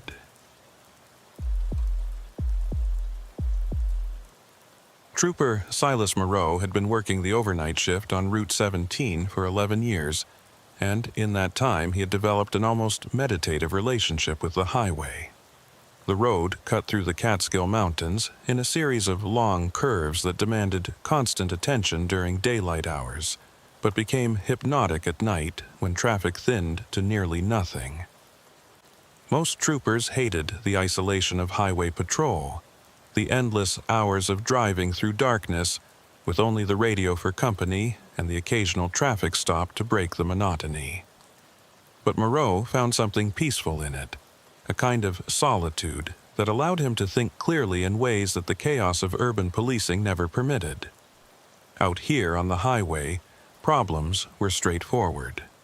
Speeders, drunk drivers, mechanical failures, accidents. The work followed predictable patterns, and Moreau had learned to read those patterns the way other people read books. The call came through dispatch at 2:37 on a Thursday morning in late November. A motorist had used the emergency call box at mile marker 84 to report a disabled vehicle blocking the right lane. The caller had provided minimal information before the connection dropped, which was not unusual in this part of the mountains where cell coverage was spotty and the old call box system was the most reliable way to summon help. Moreau was 15 miles south of the location, finishing up paperwork on a routine traffic stop, when he acknowledged the call and turned north toward mile marker 84. The night was unusually foggy for this time of year, a thick ground fog that reduced visibility to less than 100 feet and made the highway's white lane markers barely visible. Moreau drove slowly, his emergency lights off to avoid creating glare in the fog, watching for the disabled vehicle that should be somewhere ahead. Traffic was non-existent at this hour. He had not passed another vehicle in over 20 minutes, which meant whoever had called in the disabled car was either still with their vehicle or had managed to get a ride from someone else before Moreau arrived. He reached mile marker 84 and found nothing. No disabled vehicle, no person waiting by the roadside, No debris or signs of mechanical failure. Moreau pulled onto the shoulder and activated his emergency lights, then exited his vehicle to check the area more thoroughly. The fog swirled around him in the red and blue strobe of his light bar, creating disorienting patterns that made it difficult to judge distances. He walked along the shoulder in both directions, checking for any evidence that a vehicle had been here recently. Tire marks, fluid leaks, personal items that might have been left behind. He found nothing. Moreau returned to his patrol vehicle and radioed dispatch to report that the location was clear. The dispatcher, a woman named Eleanor Brandt, who had been working the overnight communications desk for as long as Moreau had been on highway patrol, responded with a note of confusion in her voice.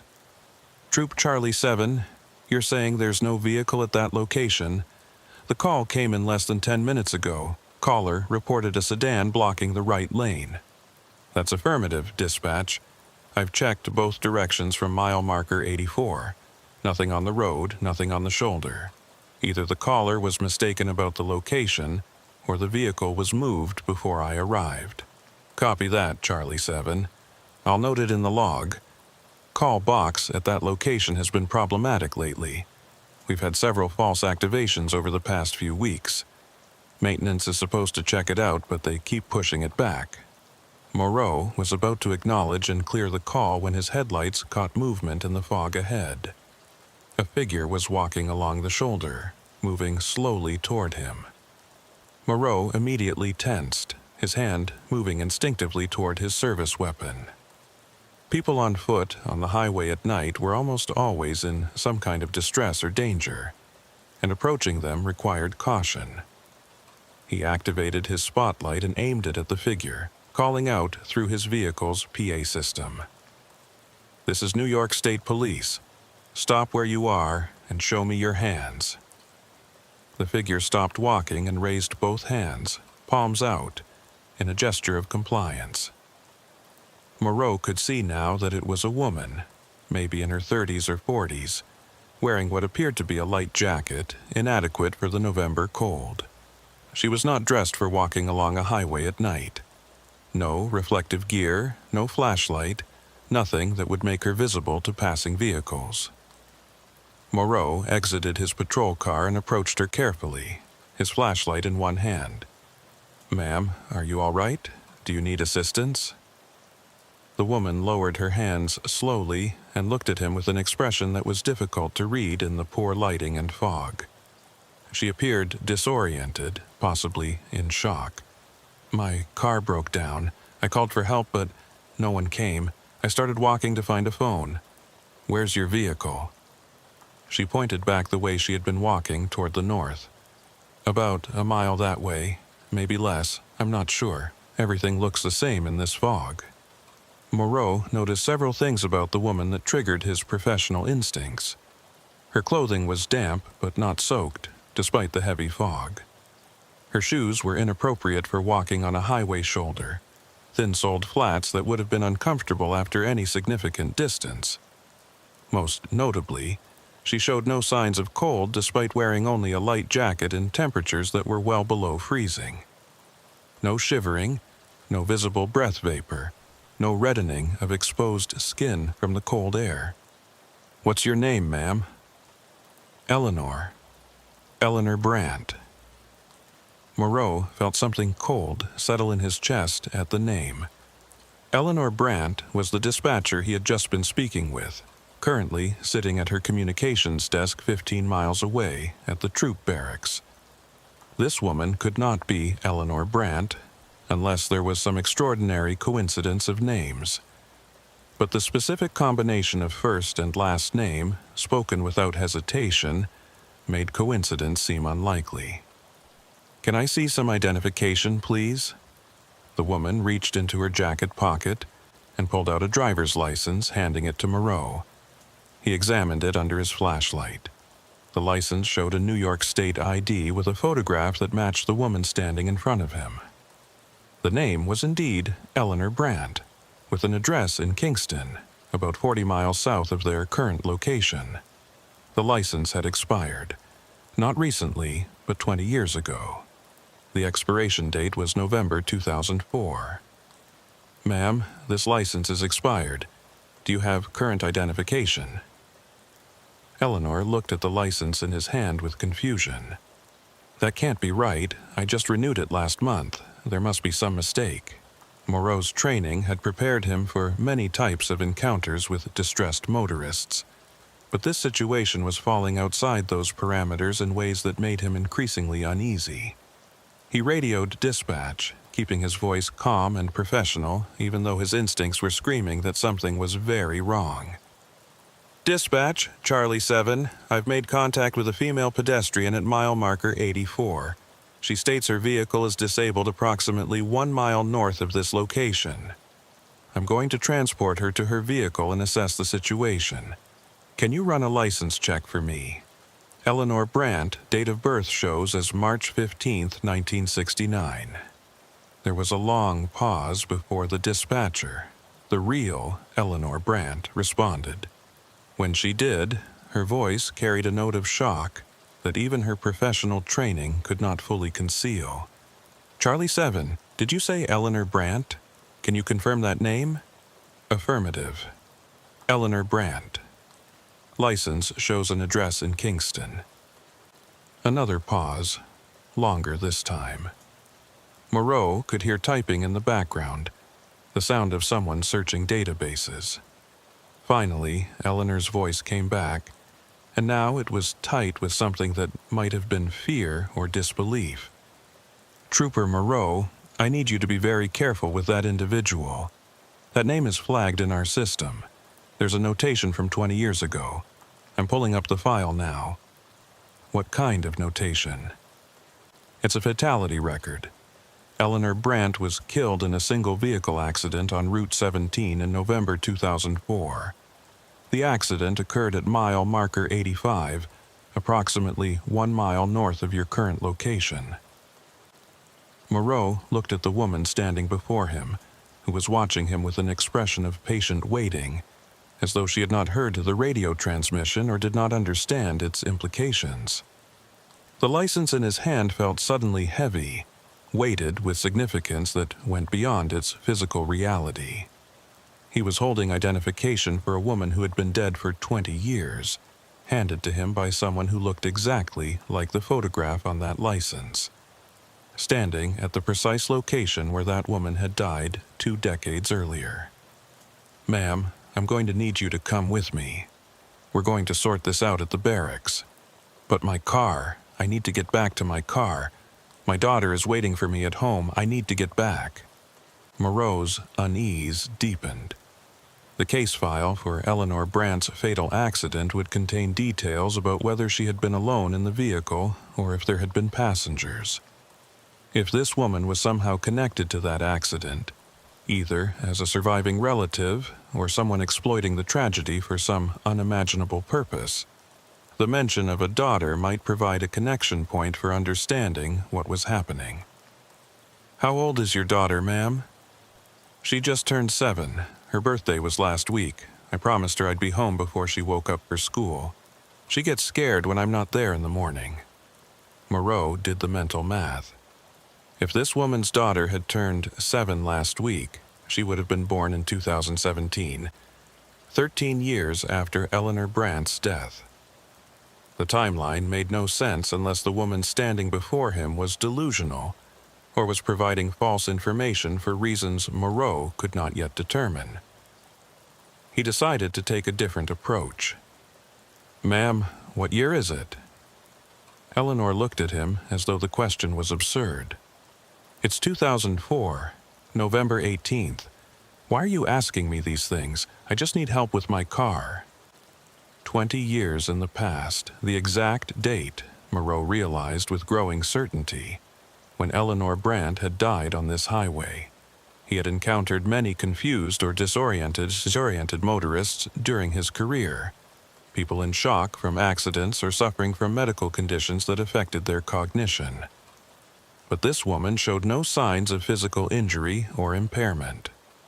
She spoke clearly and coherently, providing consistent information that just happened to be 20 years out of date and aligned precisely with the fatal accident that had occurred at this location. "Ma'am, I need you to get in my patrol car. We're going to take a drive and sort this out." Eleanor hesitated, then nodded and allowed Moreau to guide her to the passenger side of his vehicle. He opened the rear door, as procedure required for anyone being transported who was not under arrest, but also not simply receiving a courtesy ride. Eleanor climbed in without protest, settling into the seat with the same patient compliance she had shown throughout the encounter. Moreau closed the door and returned to the driver's seat, his mind racing through protocols and possibilities. He radioed dispatch again. "Dispatch, I'm transporting the individual to her reported vehicle location 1 mile north. Request you pull the full accident report for the Eleanor Brandt fatality from November 2004 and have it ready for my review when I return to the barracks." "Copy that, Charlie 7. I've already requested the file from archives. It should be ready when you get back. Please be advised, this situation is highly unusual, and I recommend extreme caution in your interactions with this individual." Moreau drove north slowly, his emergency lights still activated, peering through the fog for any sign of a disabled vehicle. The woman in his back seat sat quietly, looking out the window as though she recognized the landscape even though the fog made it impossible to see more than a few dozen feet in any direction.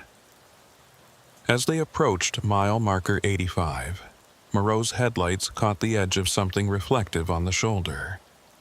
He slowed further and saw it was a vehicle. A sedan pulled partially onto the grass beyond the paved shoulder. The car was an older model Honda, maybe from the early 2000s based on the body style. It sat at an angle that suggested it had pulled over hastily or been pushed off the road.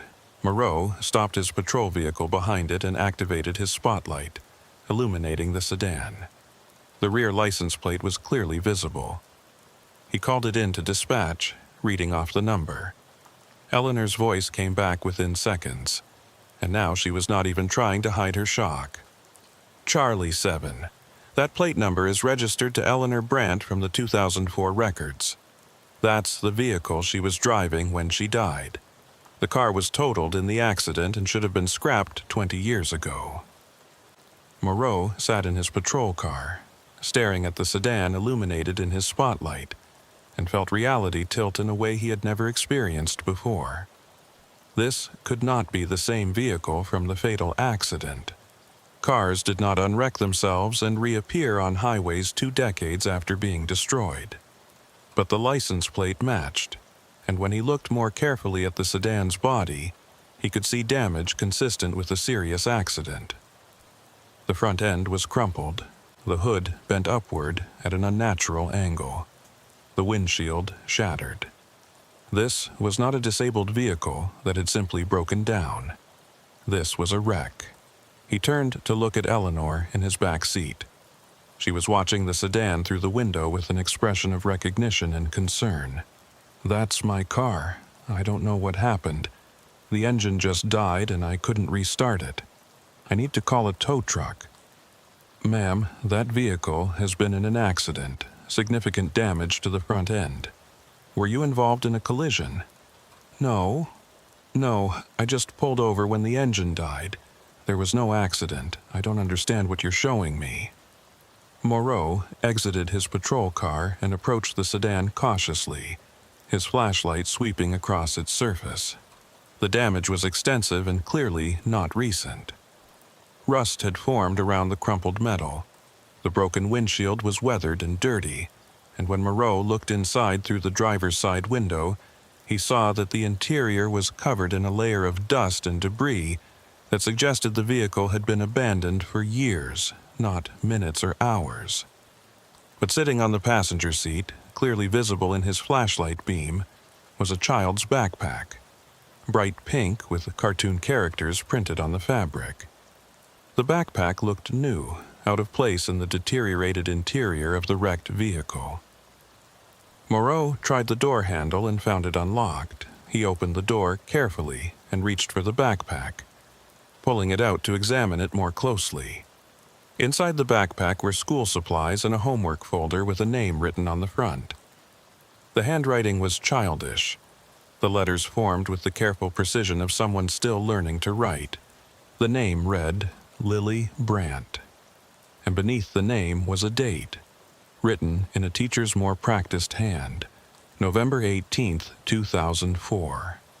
Moreau stood by the open car door, holding a backpack that should not exist, looking at a vehicle that should have been destroyed 20 years ago, with a woman in his patrol car who claimed to be someone who had been dead for 2 decades. Every rational explanation he could construct collapsed under the weight of what he was directly observing. This was not a case of mistaken identity or elaborate hoax. This was something that violated the basic rules of reality as he understood them. He returned to his patrol car where Eleanor sat watching him with an expression that was becoming increasingly desperate. "Did you find Lily's backpack? She left it in the car this morning. She'll need it for school tomorrow." "Ma'am, I need you to tell me what happened tonight. From the beginning. Why were you on this highway?" Eleanor's expression shifted to confusion, as though the question itself made no sense. "I was driving home from work. I work the night shift at the hospital in Liberty. I take Route 17 home every night. It's the fastest way to get back to Kingston. But my car broke down and I couldn't get it started again. That's why I called for help. Why are you asking me all these questions? I just need to get home to my daughter." Moreau pulled out his phone and searched for information about the Eleanor Brandt fatal accident from 2004. The news reports were still archived online, and what he read confirmed everything dispatch had told him. Eleanor Brandt, 35 years old, had been killed when her vehicle left the roadway on Route 17 near mile marker 85 on the night of November 18th, 2004. She had been driving home from her shift at Liberty Hospital when her car apparently struck the guardrail and rolled multiple times. She had been pronounced dead at the scene.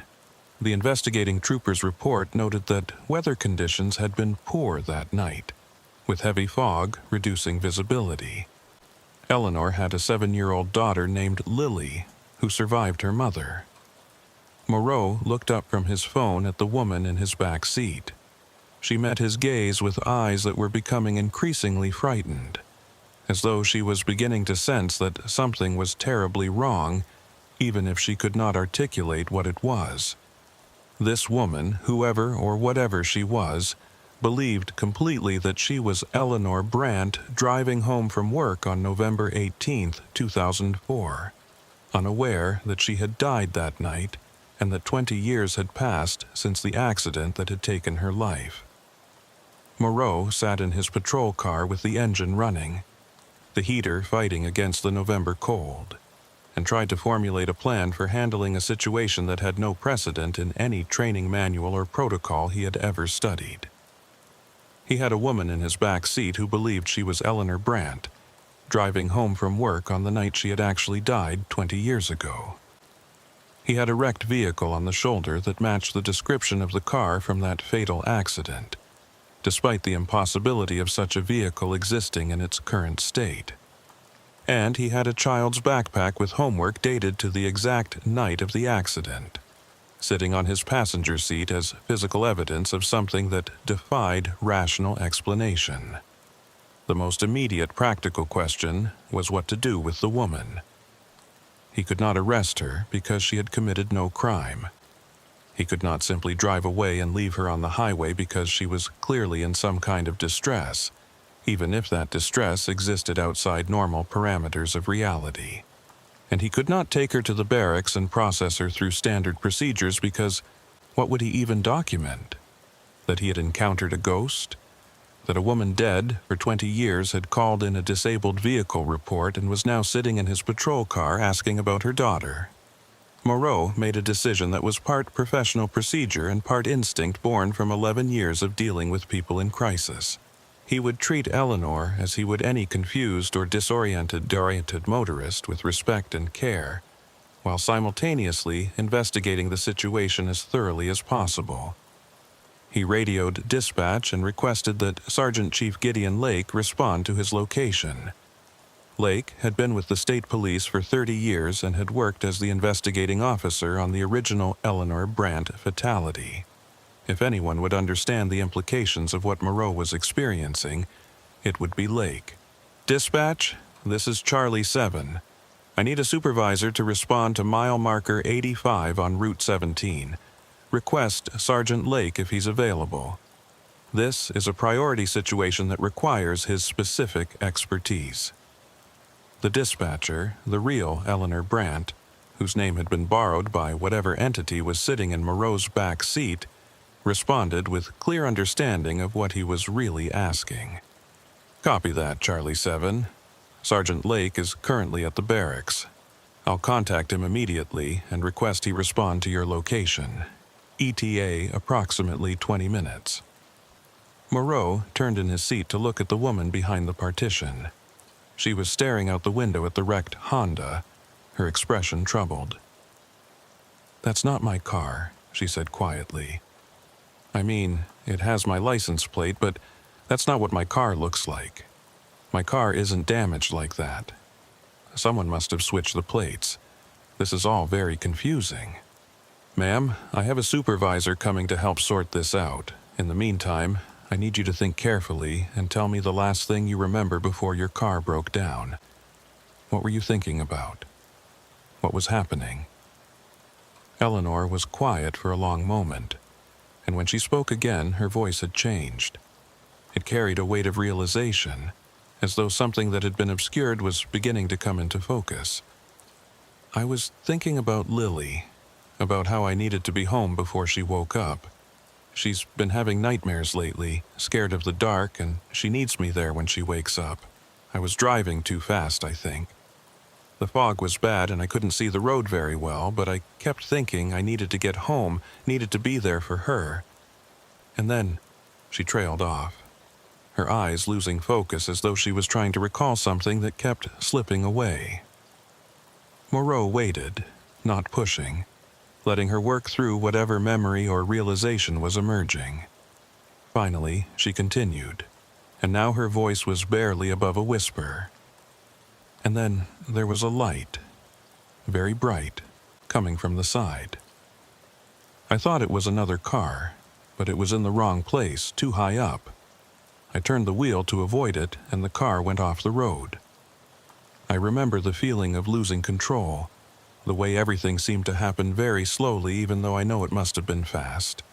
And then, nothing. Just fog and cold and walking along the highway looking for help."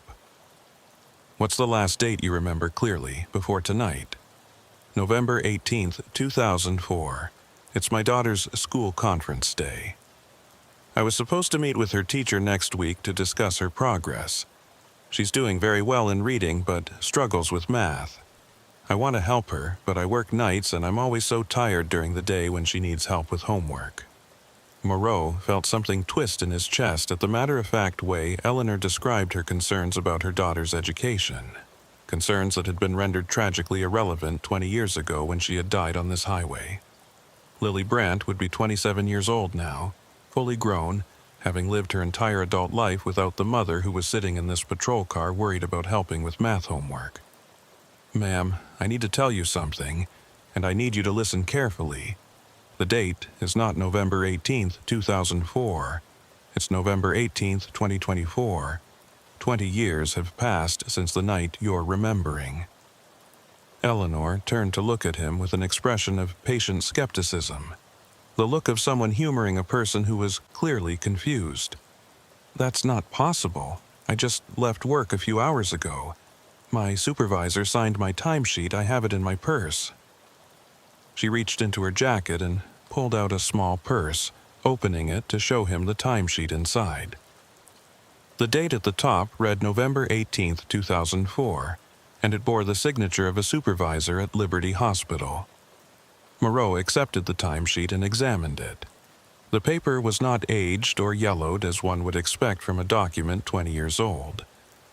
It looked and felt like it had been printed recently, but the date was clearly 2004, and the hospital's logo at the top was the older version that had been replaced with a modernized design sometime in the 2010s. This was either an authentic artifact from 20 years ago that had been impossibly preserved, or it was a reproduction so perfect that it included details no one would think to fake. Headlights appeared in Moreau's rearview mirror, approaching from the south. The vehicle was a state police patrol car, and it pulled up behind Moreau's unit with its emergency lights activated. Sergeant Gideon Lake exited, a tall man in his late 50s with gray hair and the weathered face of someone who had spent decades working overnight shifts. Moreau got out of his vehicle to brief Lake before introducing him to Eleanor. "Sir, thank you for responding. This is going to sound impossible, but I need you to hear me out." Moreau provided a concise summary of the encounter, from the initial disabled vehicle call through the discovery of the wrecked Honda and his conversation with the woman who claimed to be Eleanor Brandt. Lake listened without interruption, his expression neutral, but his eyes sharp with the kind of focused attention that came from years of evaluating whether situations were what they appeared to be. When Moreau finished, Lake was quiet for a moment, looking past him at the wrecked Honda on the shoulder. "I worked the original accident, November 18th, 2004. Single vehicle, left the roadway right about where that wreck is sitting now. The vehicle rolled multiple times. Eleanor Brandt was pronounced dead at the scene by the medical examiner. I personally inventoried her belongings and contacted her next of kin. Her daughter Lily was 7 years old at the time. Sir, the woman in my patrol car believes she is Eleanor Brandt, and she's provided identification and personal effects that appear to support that identity. She has no awareness that 20 years have passed or that she died in an accident. She thinks tonight is the night of November 18th, 2004. Lake walked to Moreau's patrol car and looked through the window at Eleanor. Their eyes met, and Lake's expression changed in a way that was difficult to define. Recognition, perhaps, or the shock of seeing someone he had last seen dead at an accident scene, now sitting in a patrol car looking exactly as she had looked that night. He returned to where Moreau stood and spoke in a voice that was lower and more serious than before. "That's her. That's Eleanor Brandt. I'd recognize her face anywhere. I've thought about that accident more than any other case I've worked. It stayed with me because of the daughter, 7 years old, lost her mother right before the holidays. I remember feeling like we had failed somehow, like if we had just been a little faster, or if the weather had been a little better, maybe we could have prevented it. But you can't change the past, and you learn to live with the cases that haunt you. Sir, what do we do here? I can't process her through normal channels. I can't even begin to document this in a way that would make sense to anyone who wasn't here to witness it." Lake looked back at the wrecked Honda, then up at the fog that continued to swirl through his emergency lights. This stretch of highway has always been strange. We've had more unusual incidents here than anywhere else in the region. Accidents that don't make sense, vehicles found in places they couldn't have gotten to, calls from locations where no one is present. Most of it we write off as equipment failure or human error, but some of us who have worked this road long enough know there's something else going on. Something about this place, maybe the way the mountains channel the fog, maybe something deeper that we don't have words for. The highway remembers things, holds on to them, plays them back on certain nights. Are you saying this is some kind of residual haunting? That Eleanor isn't really here? I'm saying I don't know what she is, but I know that woman in your patrol car looks and sounds exactly like the woman who died on this road 20 years ago tonight. And I know that we're standing here on the anniversary of her death, in the same fog conditions that contributed to her accident, dealing with a situation that has no rational explanation. That's not coincidence." They stood in the cold, the fog pressing in around them, and Moreau felt the weight of a decision that had no good options. If he transported Eleanor to the barracks, What would happen when they tried to verify her identity? Would she simply disappear, fade away like a ghost in daylight?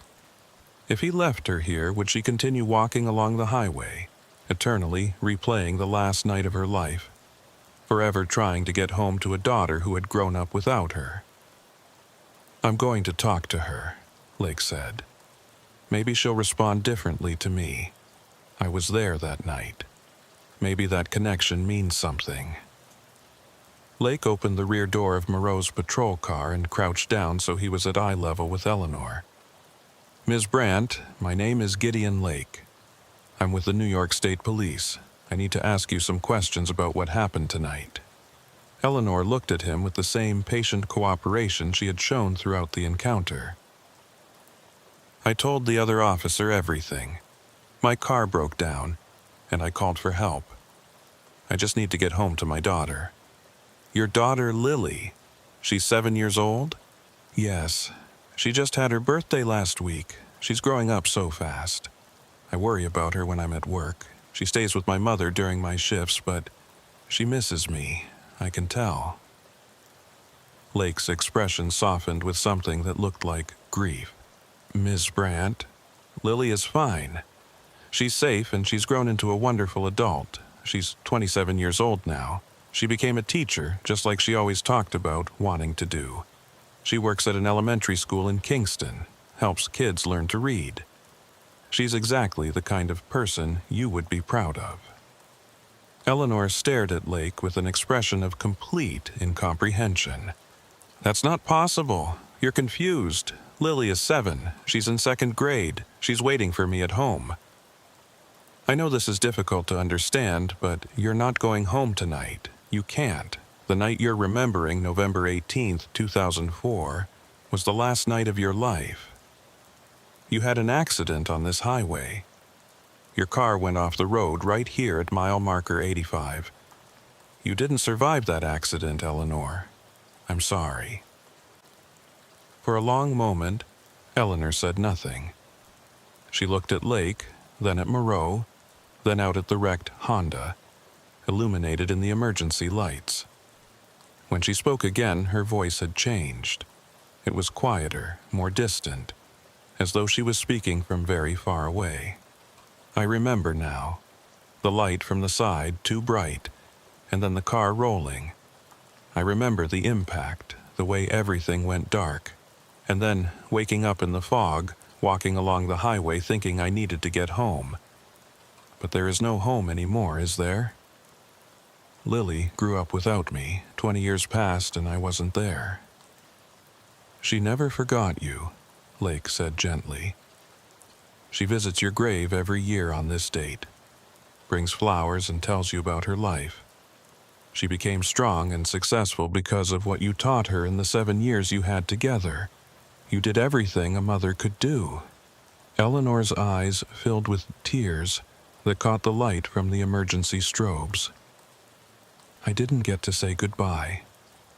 I didn't get to tell her I loved her one last time. She knows. She's always known." Eleanor looked down at her hands, turning them over as though seeing them for the first time and not quite recognizing them as her own. "What happens now? Where do I go?" Lake glanced at Moreau, and in that look passed an understanding that they were navigating something far beyond their training or authority. "I don't know," Lake said honestly. "But I think maybe you've been stuck here, replaying this night, because you never got closure, never got to accept what happened. Maybe, now that you know, now that you understand Lily is okay, you can move on. Move on to where? Wherever people go when they're ready to let go of this world. I can't answer that for you. No one can." Eleanor was quiet for a long time, and as Moreau watched, she seemed to become less solid, less present. It was subtle at first, a slight transparency around the edges, but it grew more pronounced as the seconds passed. She looked at Lake with an expression of profound sadness mixed with something that might have been relief. "Tell her I loved her. Tell Lily I was always proud of her, even if I couldn't be there to see her grow up."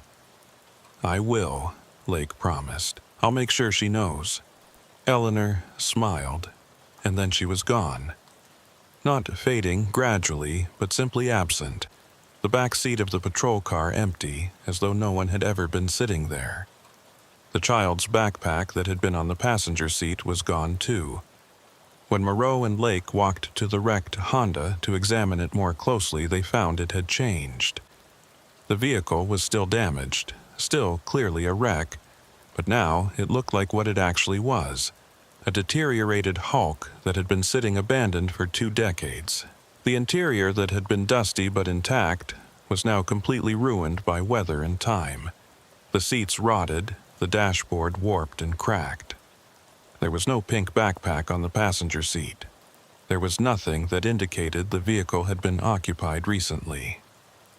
Moreau and Lake stood by the wreck in the fog and cold, and neither spoke for several minutes.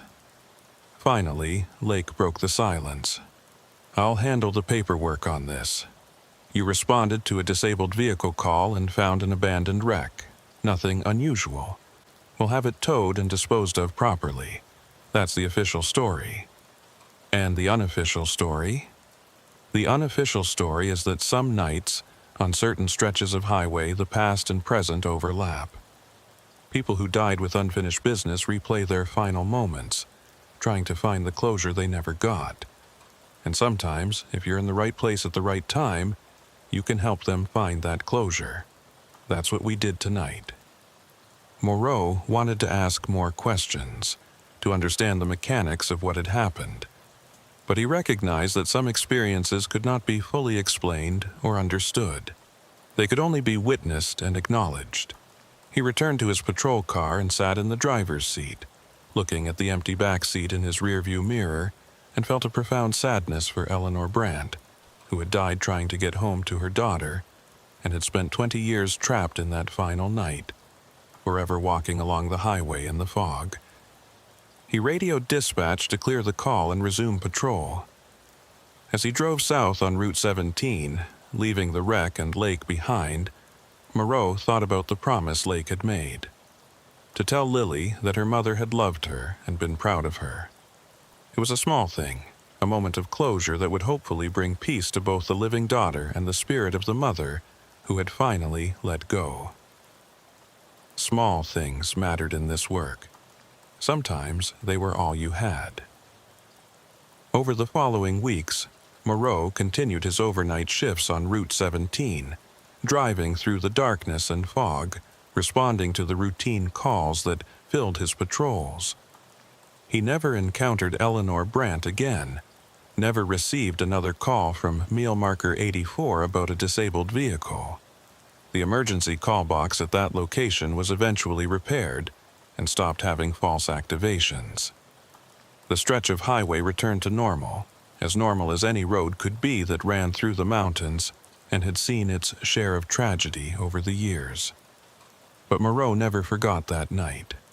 And sometimes, when the fog was particularly heavy and he was driving past mile marker 85, he would slow down and look at the shoulder where the wrecked Honda had been. And he would wonder if Eleanor had truly found peace, or if some part of her still walked that highway, forever trying to get home to a daughter who had grown up without her. He hoped she had found peace. Hoped that wherever she had gone when she faded from his patrol car, it was somewhere better than the endless repetition of a tragic night. The highway kept its secrets. It always had, and Trooper Silas Moreau kept his own secrets about what he had witnessed, carrying them in silence because some truths were too strange to share, and because the memory of Eleanor Brandt's final smile deserved to remain sacred rather than becoming just another story told in the break room at the barracks. He had helped a lost soul find its way home, and that was enough. That was all the meaning the experience needed.